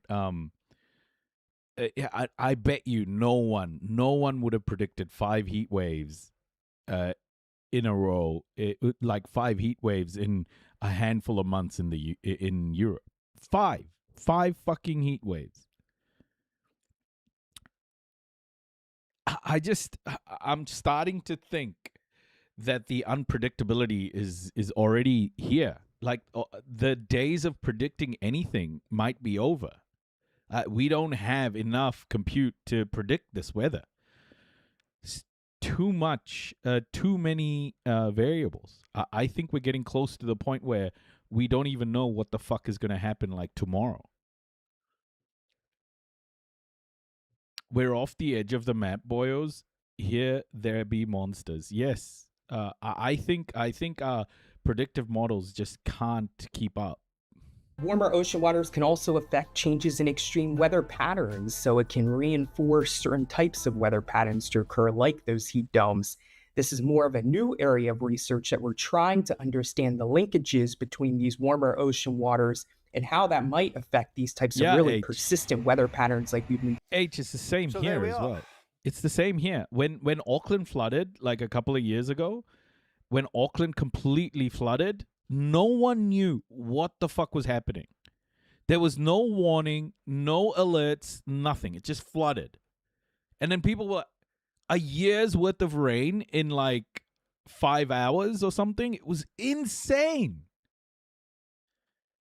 Seen during the summer, and that can be particularly dangerous if you have a hurricane that's approaching land. It goes over these warmer ocean waters, and when the conditions in the environment are favorable, then it can really intensify even faster right before landfall, giving communities less time to prepare. The already record-breaking warm waters of the world's oceans are likely to get supercharged by this year's El Niño, which only really kicks in the winter. But the strange thing about this climate event is that it brings different extreme weather to different parts of the globe. Some of these linkages that are a bit more clear between... Making farming very, very hard, because how do I know? Are you on a farm, H? Are you on a farm? El Niño and regional climate. One of those is across the western United States, where there's a tendency during El Niño years for wetter than average conditions, and sometimes in years that can actually lead to flooding in parts of like California and up into Oregon due to atmospheric rivers. Other Deja vu. It's like the 3-body problem. Weather is like the 3-body problem, but much more complex. There's just so many. It doesn't matter how big your algorithm is. The 3-body problem, you can't just solve that so easily. Even with that, even with such a low amount of variables, it's very hard to predict. The climate. There's just too many things. Shape of land is an example of like an obscure thing that can impact climate, right? Yeah, I'm a 3rd-gen dairy farmer wanting to switch away from animal agriculture as it's so bad for the environment. H, like, I didn't know that. Sorry. You'll be getting smashed right now. You'll be getting fucked because, I mean, Australia's not having a great time, is it? It's getting worse. I know that much. So it can't be an easy time for you at the moment. Connections we'll be keeping an eye on is over the Amazon and potentially more drought conditions that are favorable during certain El Niño years.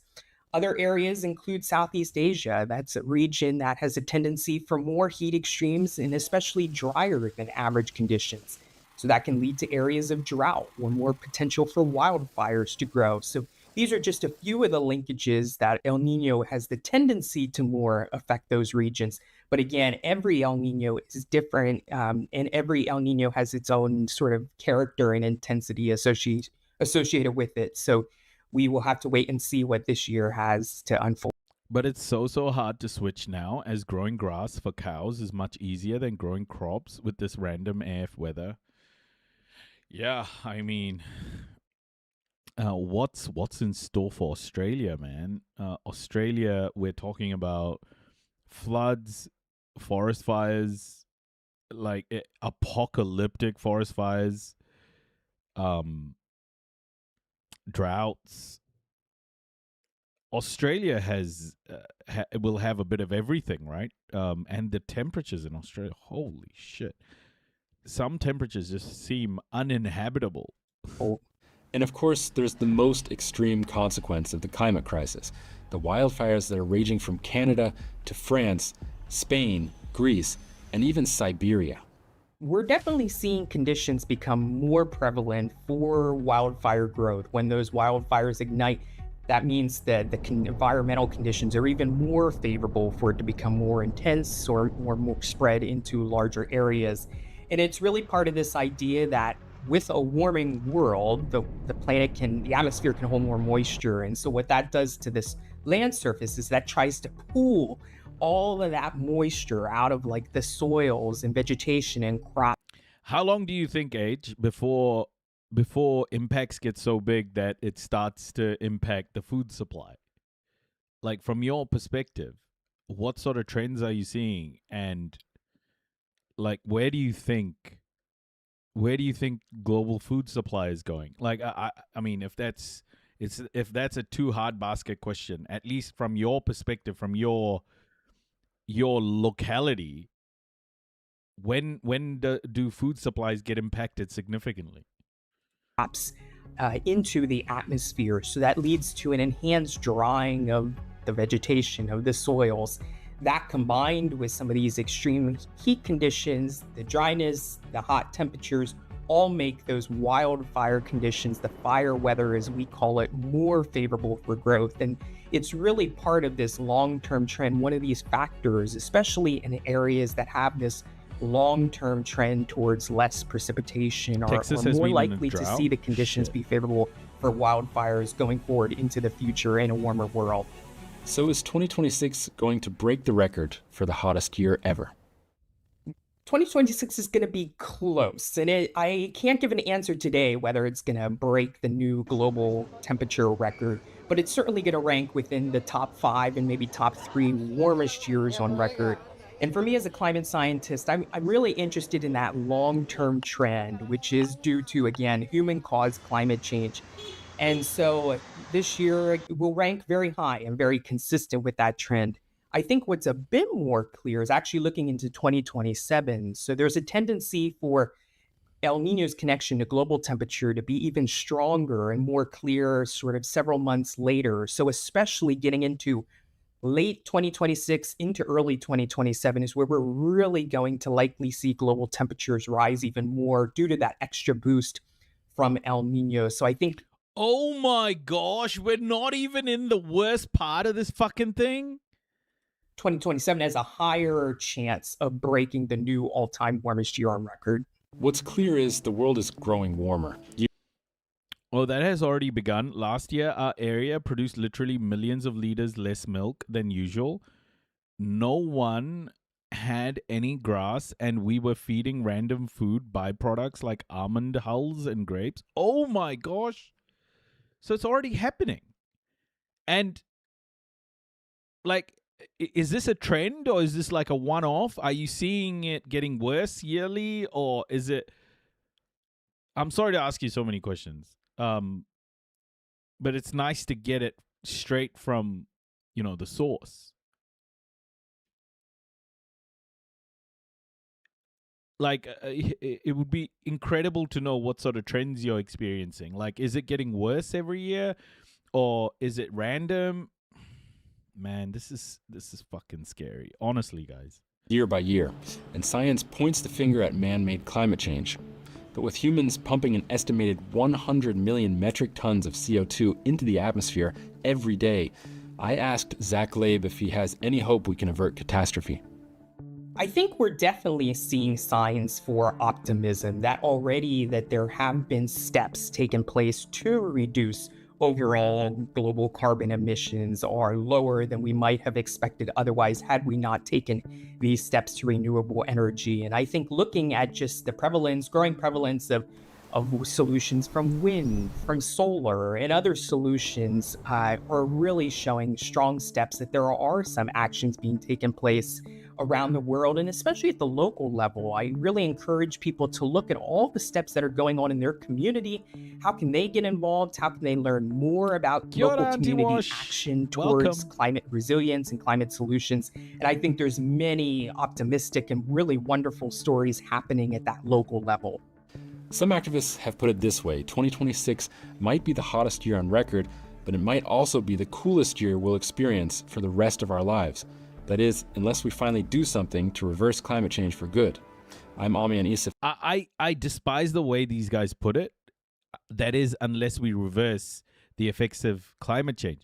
What he's not saying is, even somehow stopping or slowing down carbon dioxide is not going to help straight away. This is a long-term solution he's talking about. In the next couple of decades, maybe even longer, all the damage we've already done is going to exacerbate the problem. It doesn't matter how much more we keep putting.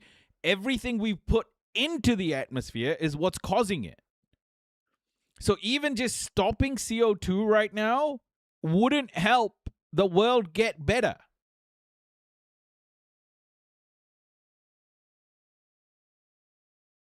It's already in the fucking atmosphere. This is a trend. The cost of proper cattle feed like hay, silage, and grain has gone up around 1.5 to 2x in the last few years. So many farms went out of business. Then they were bought by big companies. Yeah, this is the other thing, eh? There is like COVID did, people with a lot of capital would just start acquiring these farms and businesses. The bigger companies will start absorbing all of these operations. And for you, H, like, are you starting to feel the big sort of financial impacts on yourself? And, you know, are you looking to exit, or can you sustain yourself for a little bit longer? Like, what's on the horizon for you?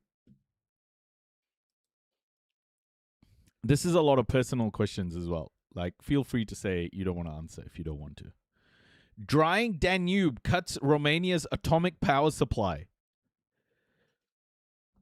So there we are. Oh, gosh. Romania has begun a controlled shutdown of the second and final reactor at its Cernavoda nuclear power plant. Europe's severe drought is to blame. Scorching heat and low rainfall have left the Danube River at record lows.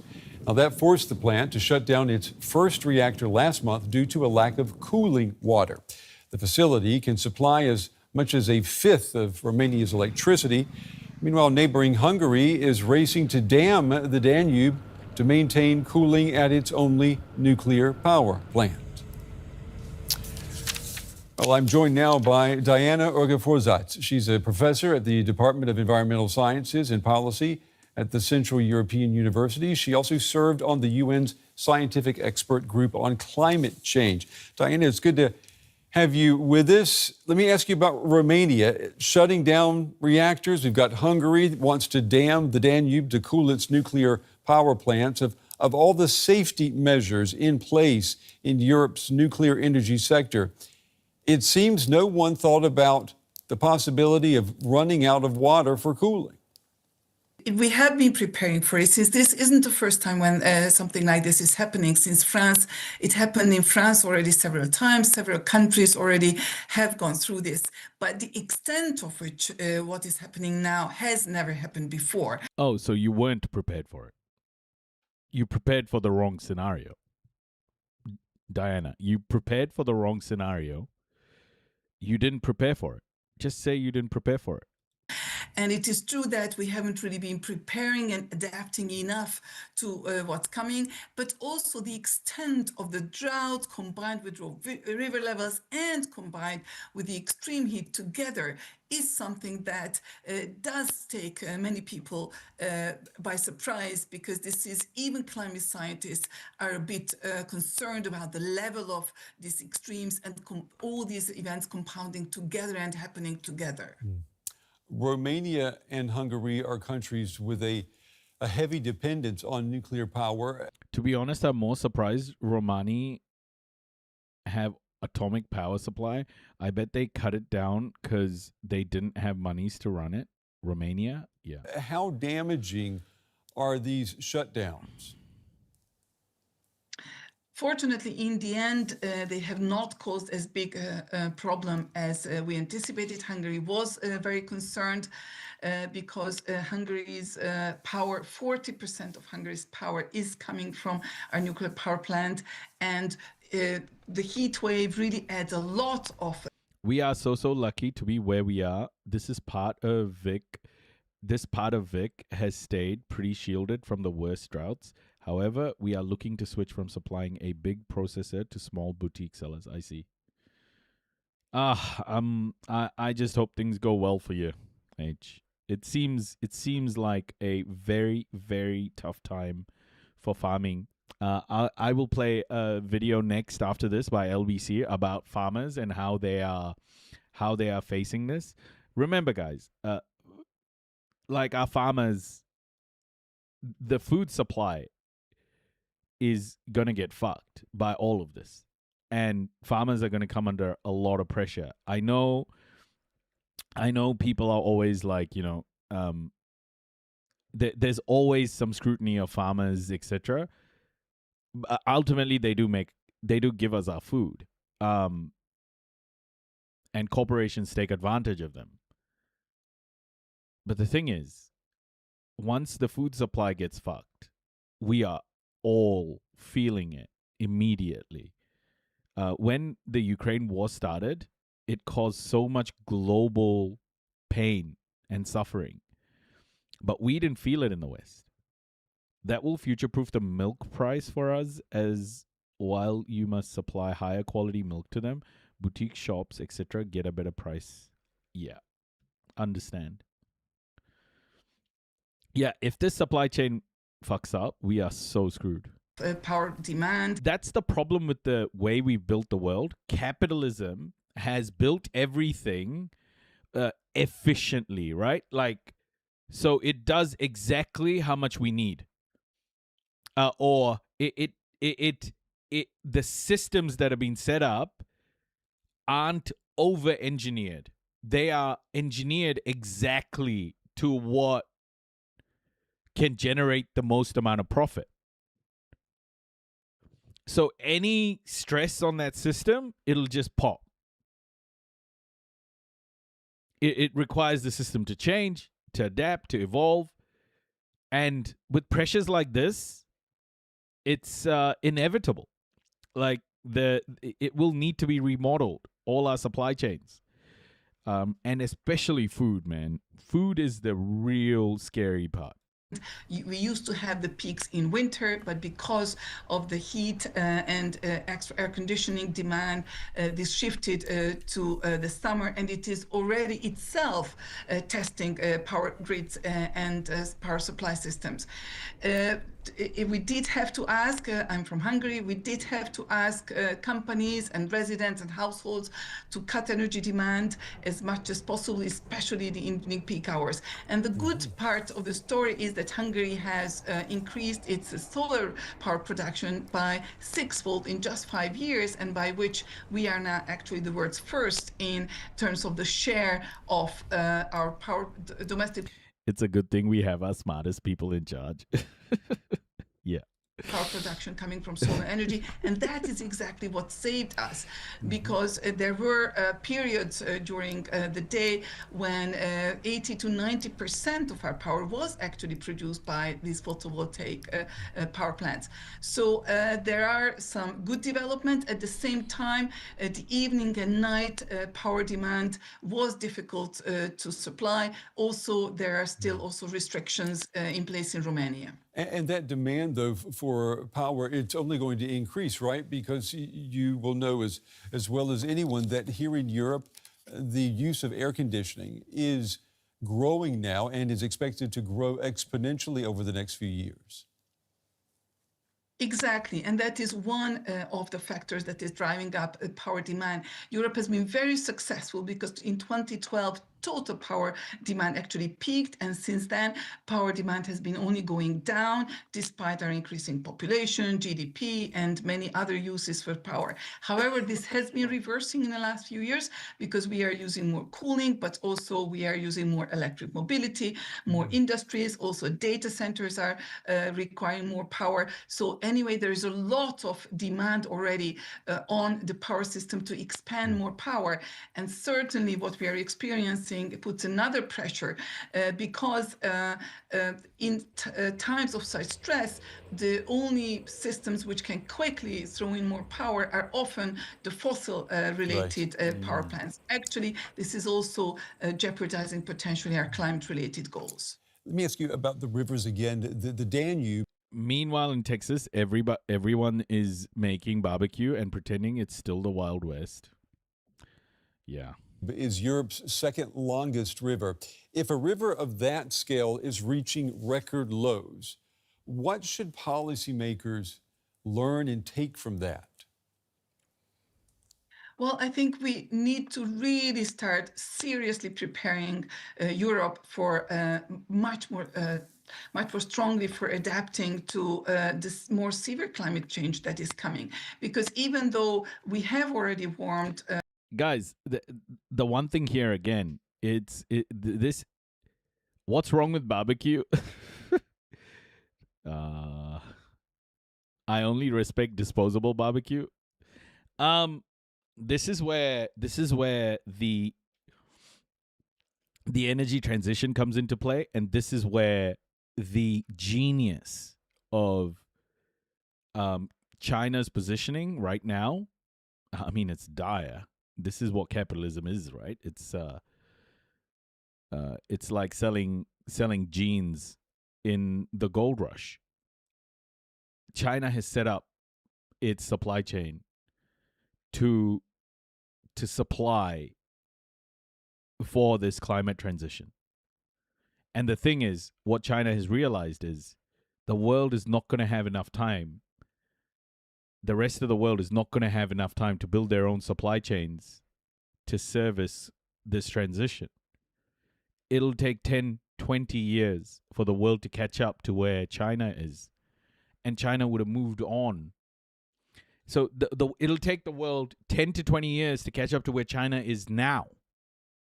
And by the time the world catches up, China would have, evolved even more.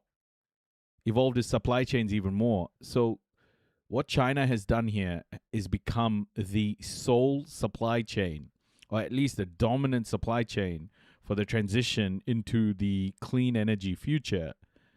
And it has done it in such a way that the West has no chance of catching up without enabling that supply chain. So how is Europe going to make the energy transition without China? It can't.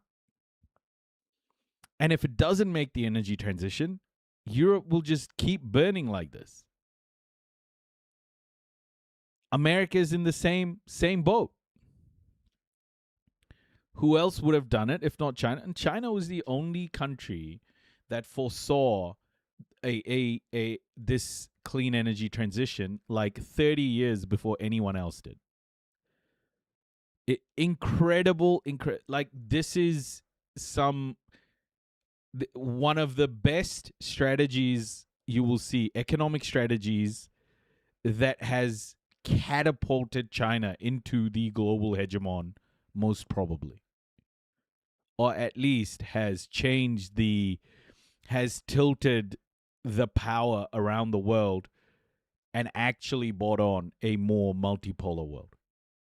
This one strategy of China to go after clean energy so aggressively for so long, even when markets weren't able to, like, there was not enough demand, but they knew this time would come, and it's here. And what are the West going to do? What, you think that if they start mining rare earths now, that the West can start producing fucking solar panels?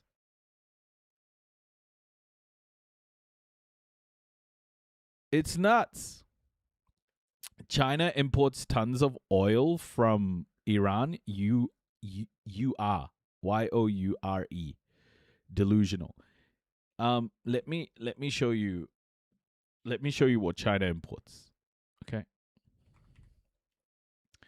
China energy generation. See, this is why people like this are just, they'll come in the chat and they'll say some stupid shit like you're delusional without actually knowing the data that sits behind it. You know, it's ridiculous. It's fucking ridiculous. Why do people do this? Okay, anyway, let me educate you, buddy. China imports this much oil. Okay? China imports this much oil. Out of all of the energy that it uses, it imports this much oil. China's largest energy source is coal. You know what is fastest increasing energy sources? This is in 2025, by the way. Its fastest increasing energy source is solar. In 2026, in China, it is cheaper to generate the same amount of energy using solar than it is with coal. Okay, no, don't run away after making that flippant comment. Stick around and learn. At least have the decency to stick around and learn. After calling me delusional and using the wrong spelling, stick the fuck around and learn if you have the humility. Okay? So here are the trends in usage. Here are the trends in usage. You see how coal is starting to like drop off a cliff in terms of China's energy mix? That's because solar is starting to increase exponentially. It is now cheaper in China to generate energy with solar than it is with coal. Have the fucking humility to stay and learn before you type something like "you're delusional" and spell it wrong. Yeah, dumbass. Look at this, dipshit.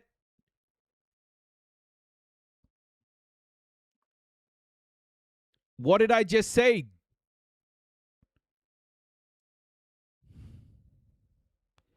Fucking, these fucking people are just so stupid.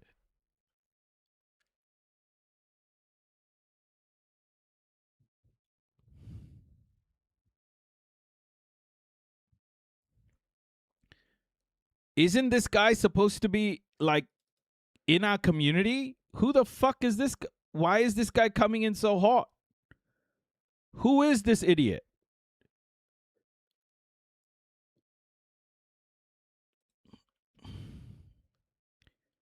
Is this the fuckwit from Complainy Laney's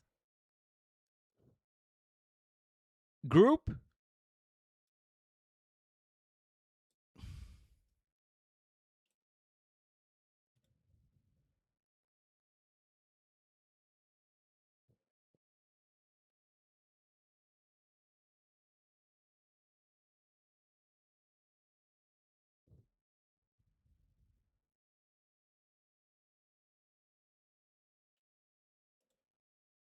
Bro, you come at me hot.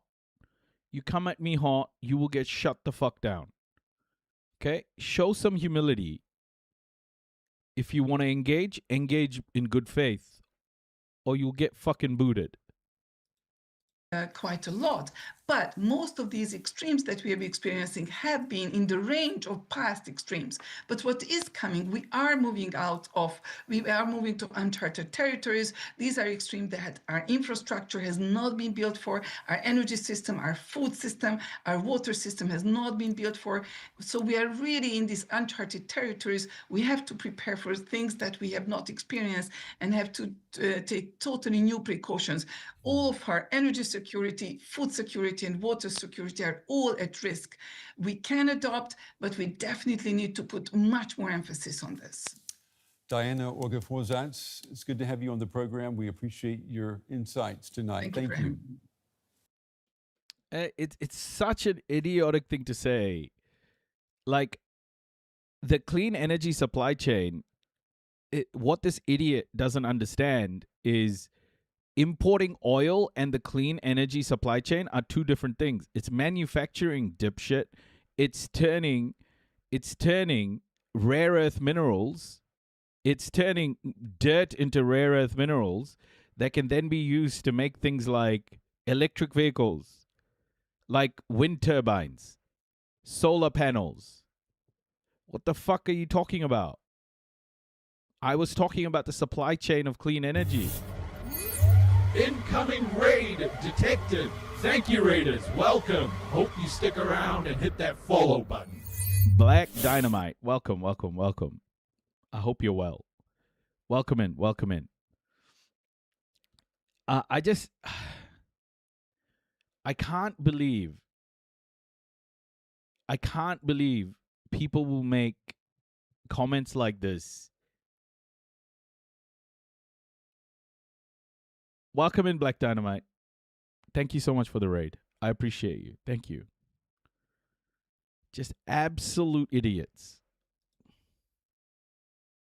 It's very, very, very difficult to be able to afford things. I've had a wonderful life in this industry. Ah, that's all good. Stick around. I just feel for them. Marie Stevenson is milking 10,000 cows in 10 days right across the UK, and this is why she thinks it will help save lives in the farming industry.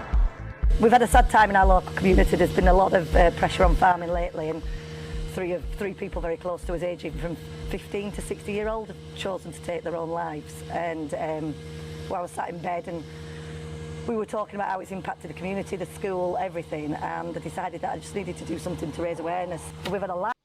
By the way, China only imports 50% of this oil from Iran. The oil that China imports from Iran is 50% of the oil that it imports. China's energy mix is incredibly diverse and growing. The woman def needs a hand massage after a long day. Yeah.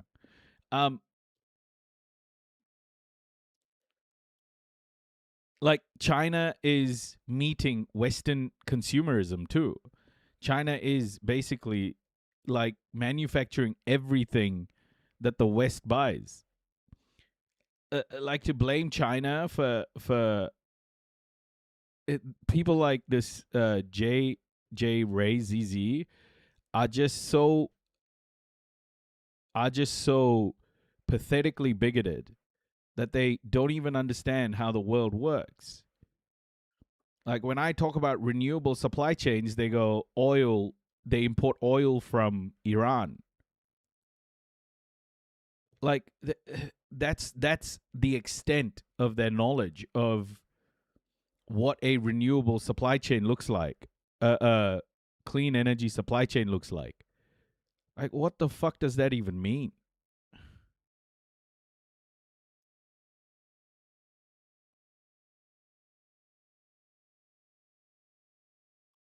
I bet you they left, pussy. Laugh, and we've had some very deep conversations, but it's all about the cows. We've not had anything about money pressure particularly. It's all about, I just want it to rain because I need some grass for my cows. But we'll be all right. They try and jivvy themselves up. We'll be all right. The rain will come and we'll just harvest later if we can get on the land. But it's that little bit of stress at the back of their heads. Why is it so tough at the moment? The weather's not helped this year. The milk price collapsed, so they're struggling to make money anyway. They cope with the money side. It's hard, you know, they're raising families and everything, but it's more when the weather's now kicked in. They're worried sick that these animals aren't going to have anything to eat, and some are already started to sell some because they know that there's going to be no forage this year. And they love these animals, and the thought of them going hungry is just making people poorly because you're just stressed all the time. There's governmental pressures. It's always a volatile industry anyway, so you never know. You can't forecast particularly well like other businesses because you don't know what you're going to get paid. You don't know what the weather's going to do. And then there's the fuel price and all the input costs. They have so much things to consider. It's very multifaceted, but yeah, they're very bright people and they're very good in adversity. But just lately, it seems to just been the last straw for a lot of them. These guys, they're not rich. They've a lot of assets, but you can't spend them because they're in love with what they do. And, you know, they build it up for the next generation. They make sure that it's set up so it can be passed on to the next generation. And what the inheritance tax thing has done is basically the next generation starts from square one. Chris is the farmer here, and he's told me it's a huge battle for so many reasons. We have absolutely beautiful calm cows. They're an absolute pleasure to work with, and we're extremely happy what we do. Unfortunately, because we're a small farm, the Organic Milk Cooperative has decided that they don't want to come and collect our milk anymore because it's not economically viable. So from the 1st of March next year, we actually don't have a milk contract. So this guy's the choices for us are dick. To sell the cows or to try Why to sell does this milk guy keep from the coming farm back gate to our ourselves, chat? which is what we're going to try and do. How tough is it to be in that space then? Because obviously, you know, people just assume it will just constantly keep flowing. Again, what the processors are looking for farms with hundreds of cows so that when they come to empty the milk tank, it's got thousands and thousands of litres in it. You can understand it, that the cost of a lorry driver's wage and the cost of fuel to go in the tanker is the same, whether it's getting 10,000 litres of milk or 1,500 litres of milk. I mean, there's obviously been so much talk around the future of farming and things like that. You know, what are your feelings around, you know, this space at the moment and the challenges? I think that it's tough. Can we check if this guy has been blocked on like other lists? Because this guy's a fuckwit. I just looked at his chat. I just looked at this person's chat, and this guy's an absolute dickhead.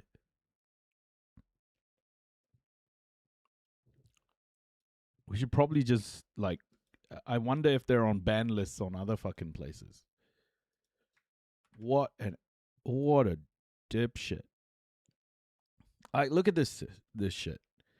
This guy has just been coming in and flaming for a long time. Who the fuck is this? What a coward.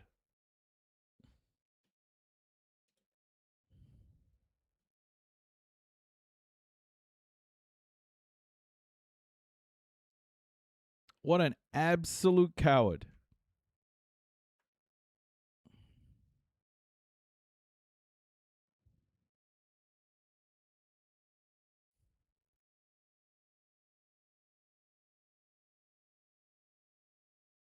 Like, look at this shit.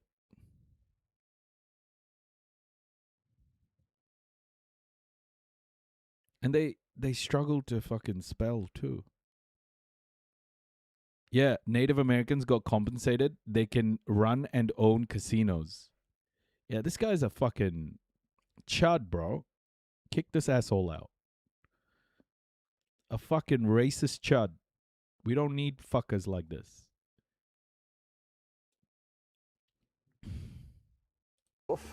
But I think that with more public awareness, and there seems to be a lot more, when on social media, there seems to be a lot more support from the public for farmers and so on.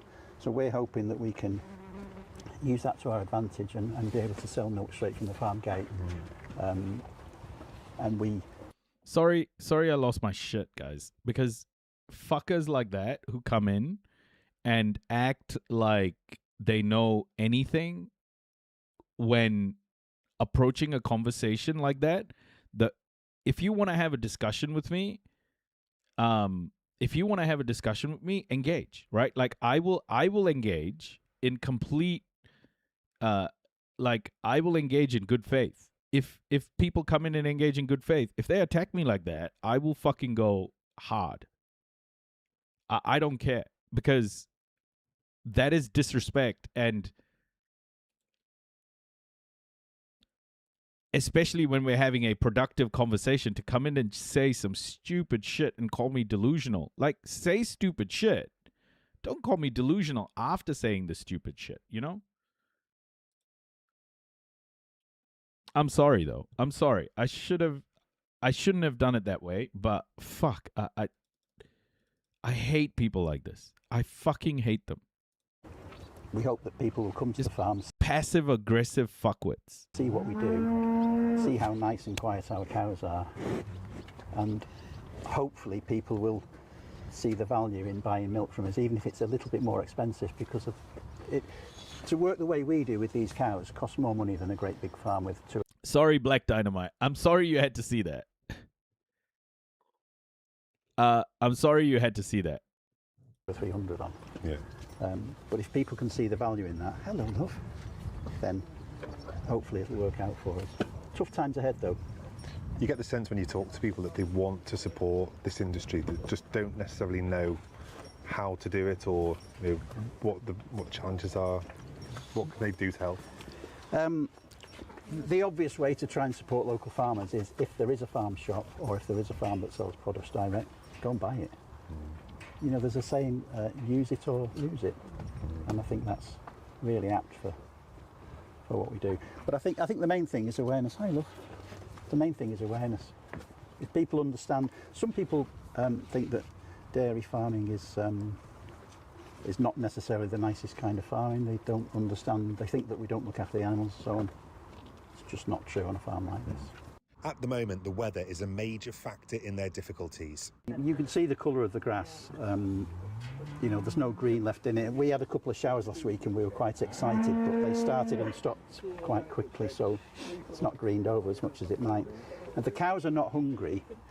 We've got some fields where the grass is longer than this but dark, and they're eating it and it's filling their tummies, but it's not got the sugars in it that it needs for them to produce as much milk as they might normally do.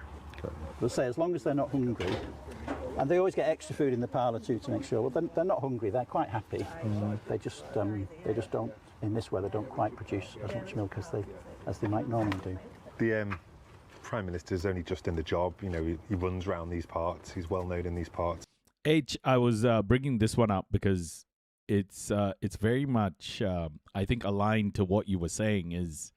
It is a slow decline of the farming sector, and yeah, it's just happening bit by bit, and the decline has been slow, but you get the droughts like the UK is getting now, and it can just completely rug pull you.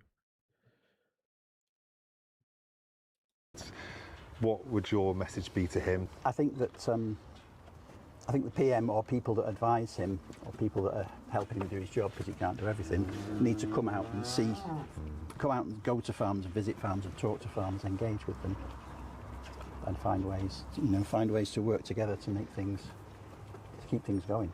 Yeah. What would you say to him if he came here?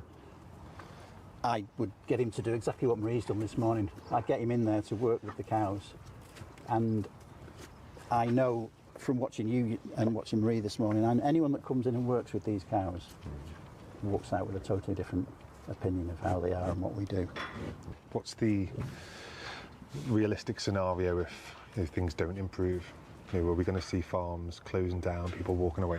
Yeah, it's small farms face many challenges. Like, every farm needs a tractor and a trailer, and those things are really expensive. If you've got a small farm producing a small amount of produce, whether it's milk or whether it's wheat or whether it's barley or whatever, you still have to pay the same price for all the machinery you need to do it.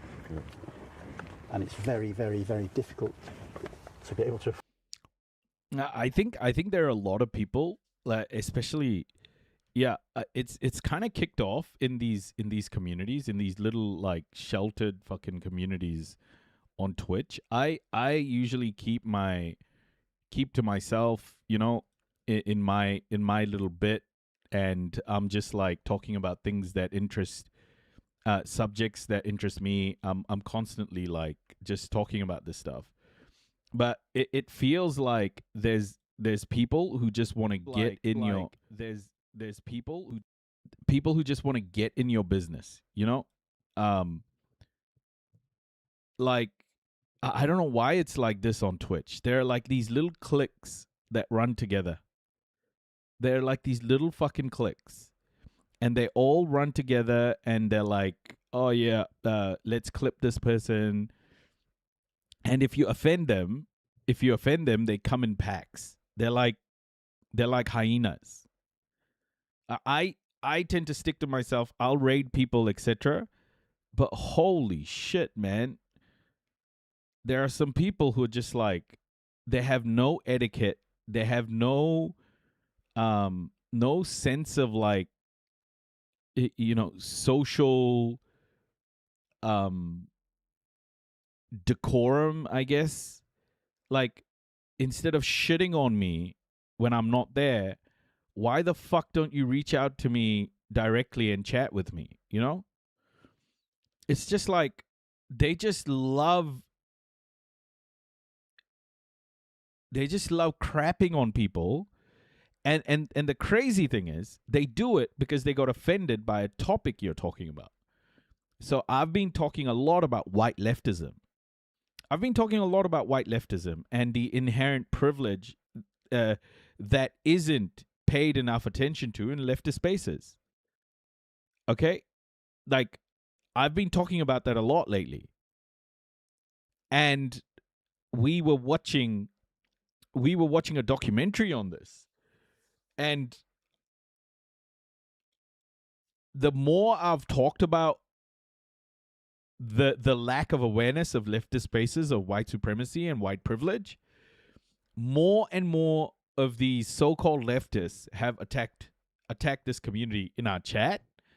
We've just either blocked them, we've given them space to speak, but if they keep continuing without understanding the premise of the conversation, then what do, right? You block them. But these people go to other places and they, because they didn't like that conversation, there's a lot of fragility that comes with it too. I mean, white fragility is a real thing. Like, if you bring it up too much, if you make it too obvious, white fragility, like, you can't even talk about race without white fragility. This JJR whoever person got pissed off because I was talking about Europe's dependence on China and the West's lack of foresight when looking at clean technology. That's what pissed them off. Just common bigots, right? And I've been surprised to see a lot of leftists, so-called leftists. Twitch has banned people for discussing white fragility. Man, that's kind of insane because I've been talking about white fragility for a long time. It hasn't happened to me yet, but I'm sure these idiots will come for me. That's not going to make me stop talking about it. But it's very important to understand, like, when you bring up these topics, that fragility is like, it just goes crazy. Some of these people have not, just have not acknowledged their fragility. Like, their white privilege in particular, they have not acknowledged it. And these are the people who get angry. You know, when I bring up this topic, these are the people who have not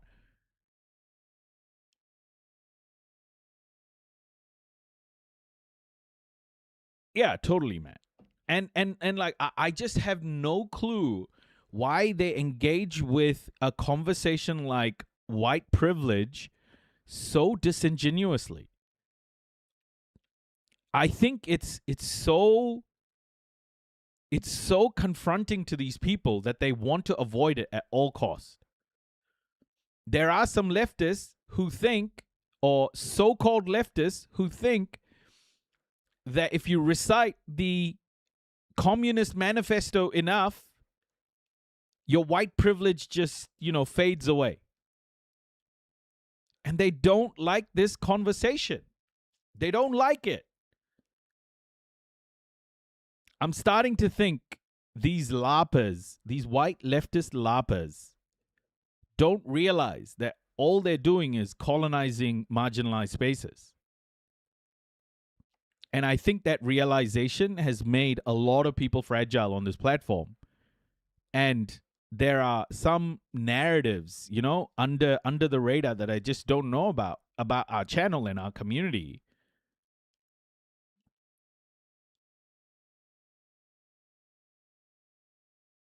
That I don't even know about, right? Like, they just fucking gossip, man. It pisses me off. Like, I have nothing to do with these people's communities. I'll raid them to help them grow. But then even when you raid these fucking people and send, you know, your own community to them, they'll shit on you.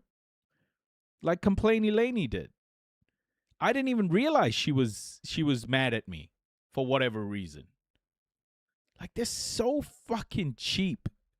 It's cheap. It's simple. It's bigoted. And I would love for these people to come have a petty. Yeah, that's the word.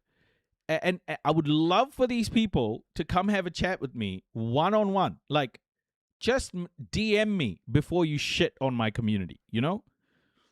Or come on the live, put your money where your mouth is, and speak to me about why you don't think white privilege isn't a significant factor to acknowledge in a leftist space. And let's have that conversation. But don't be passive-aggressive little petty bitches.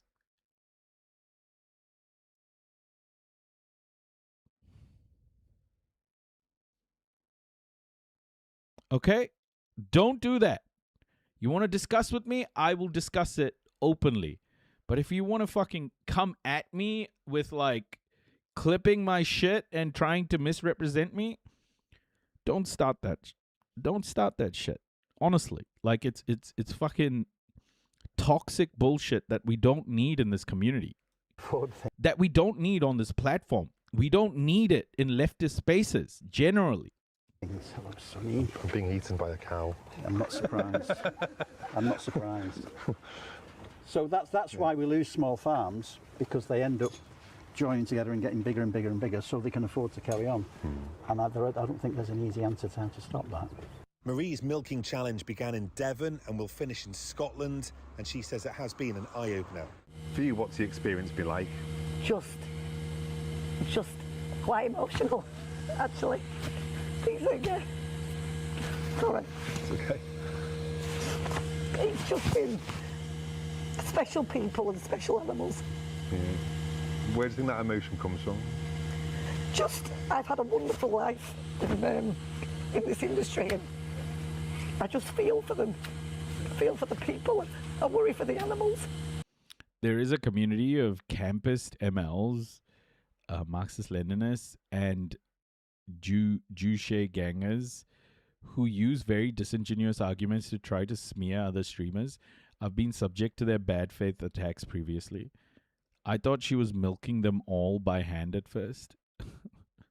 And what's going to happen if it doesn't continue? Do you see it getting better? I have a lot of faith in these people. They're so resilient and adaptable. So yeah, I do have faith that they'll tough it out. And the ones that want to be here, they'll tough it out. But you feel like we're torturing them. Yeah. So, and it's a shame, because everything they've worked on for all their lives, really putting a show on. Yeah, everything they work for all their lives they're passing it. Juche gangs are fans of North Korea, Kimis. What the fuck is wrong with these people, man? Like, are they so stuck on like autocrats? It's so sick, bro. What the fuck?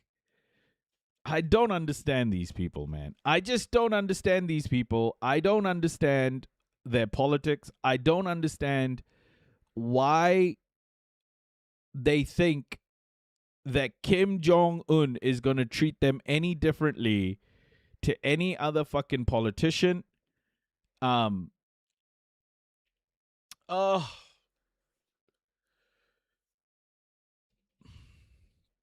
They don't realize that they're no different to the person fucking dick riding Nigel Farage. Like, they're the same. Stop dick riding politicians, please. It to the children with this huge burden on it, and yeah, it makes it very difficult. Yeah. We know the Prime Minister's new in post. He's on tour at the moment. He's wanting to hear what people have to say. What would you say to him if you had 5 minutes with him? Just really educate yourself in it before you make any decisions, and really understand the complexities of farming and how the assets and the capital work within a farming business, and then make your decisions to make sure that, because you're not going to have any of these guys left if you're not careful. And food security is massive at the moment. I won't even write for Zoran. He can catch criticism too. Absolutely, he should. In fact, he should be more criticized, especially by the left, because he has said he's a leftist.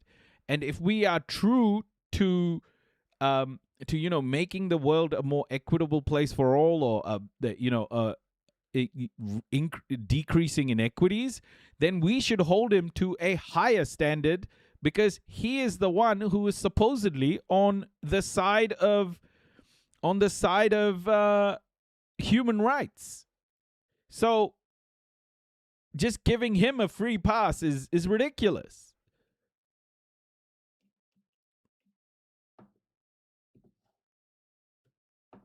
He said he was a capitalist, Noisy. The left starts at anti-capitalist. Yeah, and people think anti-capitalist is like a radical position, but that's because people don't understand what capitalism is. People just don't understand what capitalism is. It's like, would you say the same thing? Like, would you say that you are pro-European colonization? Like, would you be okay with, is anyone in the chat pro-European colonization?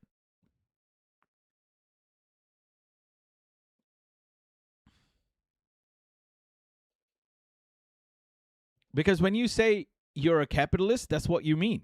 You're pro-European colonization, you're pro-white supremacy, you're pro-Christian patriarchy. Because remember that capitalism is literally European colonization rebranded. So who the fuck would say that they're a capitalist and be happy about it? Probably the colonizers. But like an Indian person saying they're pro-capitalism is like, yeah, punching themselves in the nuts repeatedly. It's stupid. No one from the global south should be pro-capitalism, because capitalism is European colonization.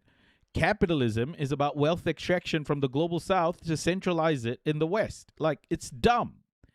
Anyone who says, yeah, I'm a capitalist is just idiotic, especially if they're from the global south. So Zoran Mamdani saying he's a capitalist is idiotic. And you should scrutinize that. You should absolutely scrutinize that.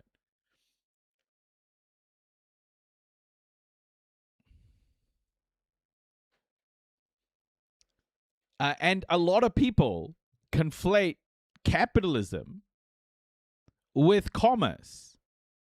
They conflate capitalism with commerce. Commerce existed before what we call capitalism today, and commerce will exist after capitalism. Commerce ain't going anywhere, folks.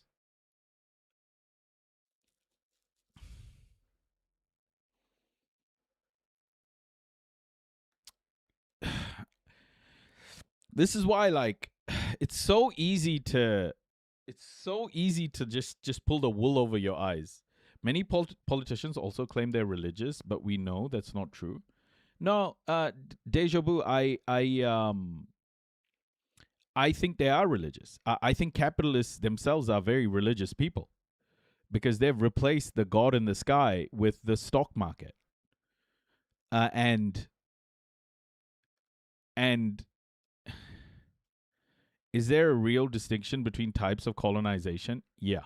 European colonization was and still is the largest man-made human suffering ever. Nothing comes close. Money is their god? Yeah.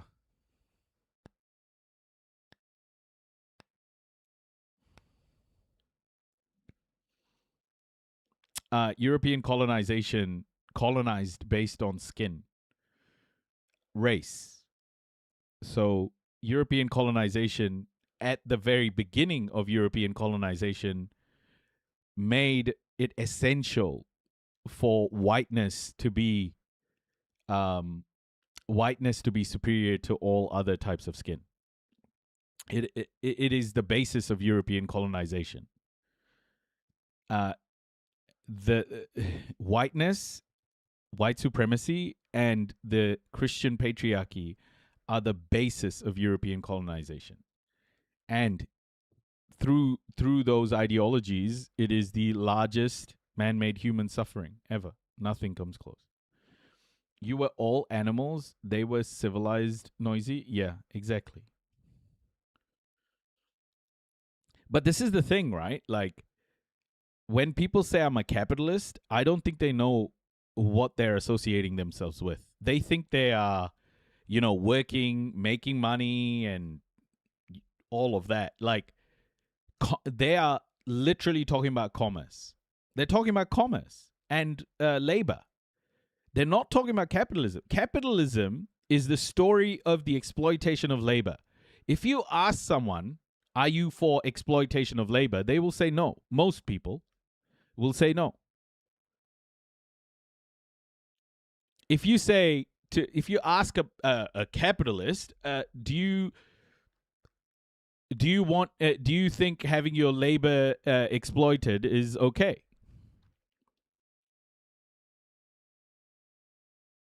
I didn't say other types were friendly. I just said European colonization is the largest man-made human suffering. I'm not saying that they weren't other types of human suffering, other forms of human suffering, or human suffering implemented by others. I'm saying European colonization is so unique and so grossly massive that nothing comes close to it. Like, we're talking about 600 years. We're talking about 600 years of mass murder, theft, enslavement, you name it, they did it, rape. And it's still happening through capitalism.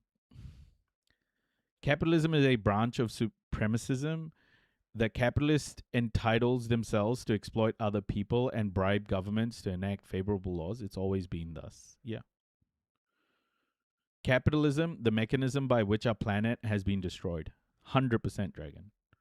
Europe Union forced and stopped century-old boat building industry in one city in Croatia. They are not allowed to build ships now. Jeez.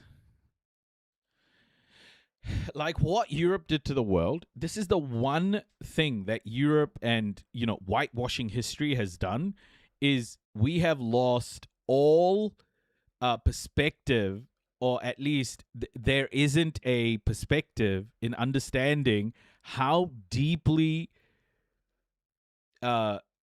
fucked European colonization was compared to any type, right? People will go, oh, what about Arab colonization?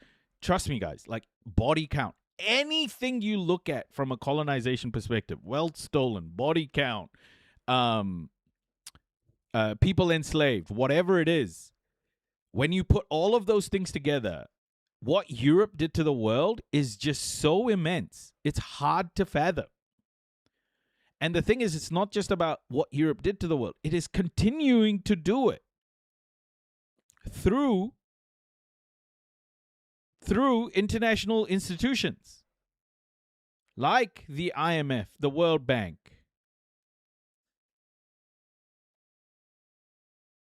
No, I get you.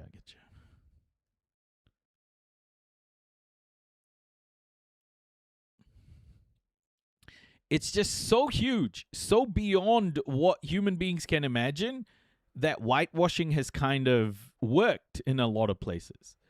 But we can't forget how coordinated and how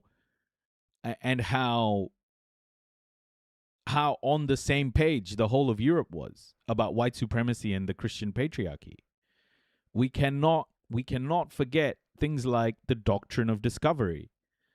All of these sorts of things united Western Europe and whiteness to commit the most horrific crimes in human history. And it still continues to do it. Anyway, guys, I have to pick up my son, but I will come back at around 6:30 p.m., 7 p.m. New Zealand time. I will see you guys then. Who should we raid? Hey, Zach Chap's on. Can we raid Zach Chap, please? I'll raid Zach Chap.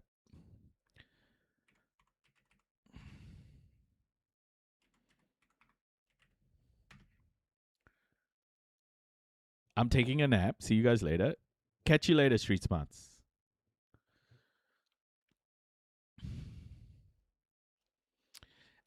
Thank you so much for being here. Okay? Thank you so much for being here. Yeah, Thanksgiving lies. Exactly, Michian, man. Exactly. Kakite, everybody.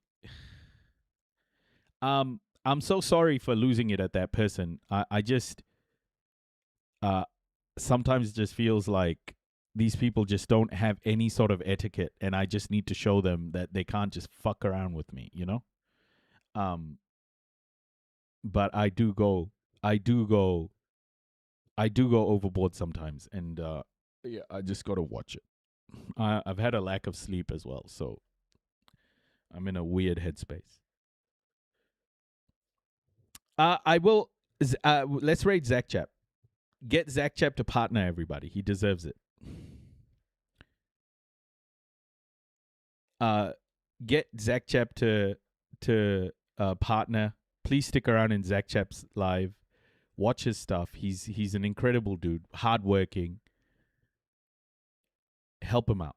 All right, here we go, everybody. In 3, 2, 1. Kakite, I'll see you later. Free Palestine. And we're going to discuss some cool shit later on.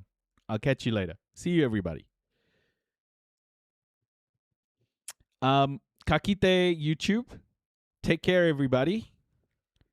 I will catch you soon. Thank you so much, everyone.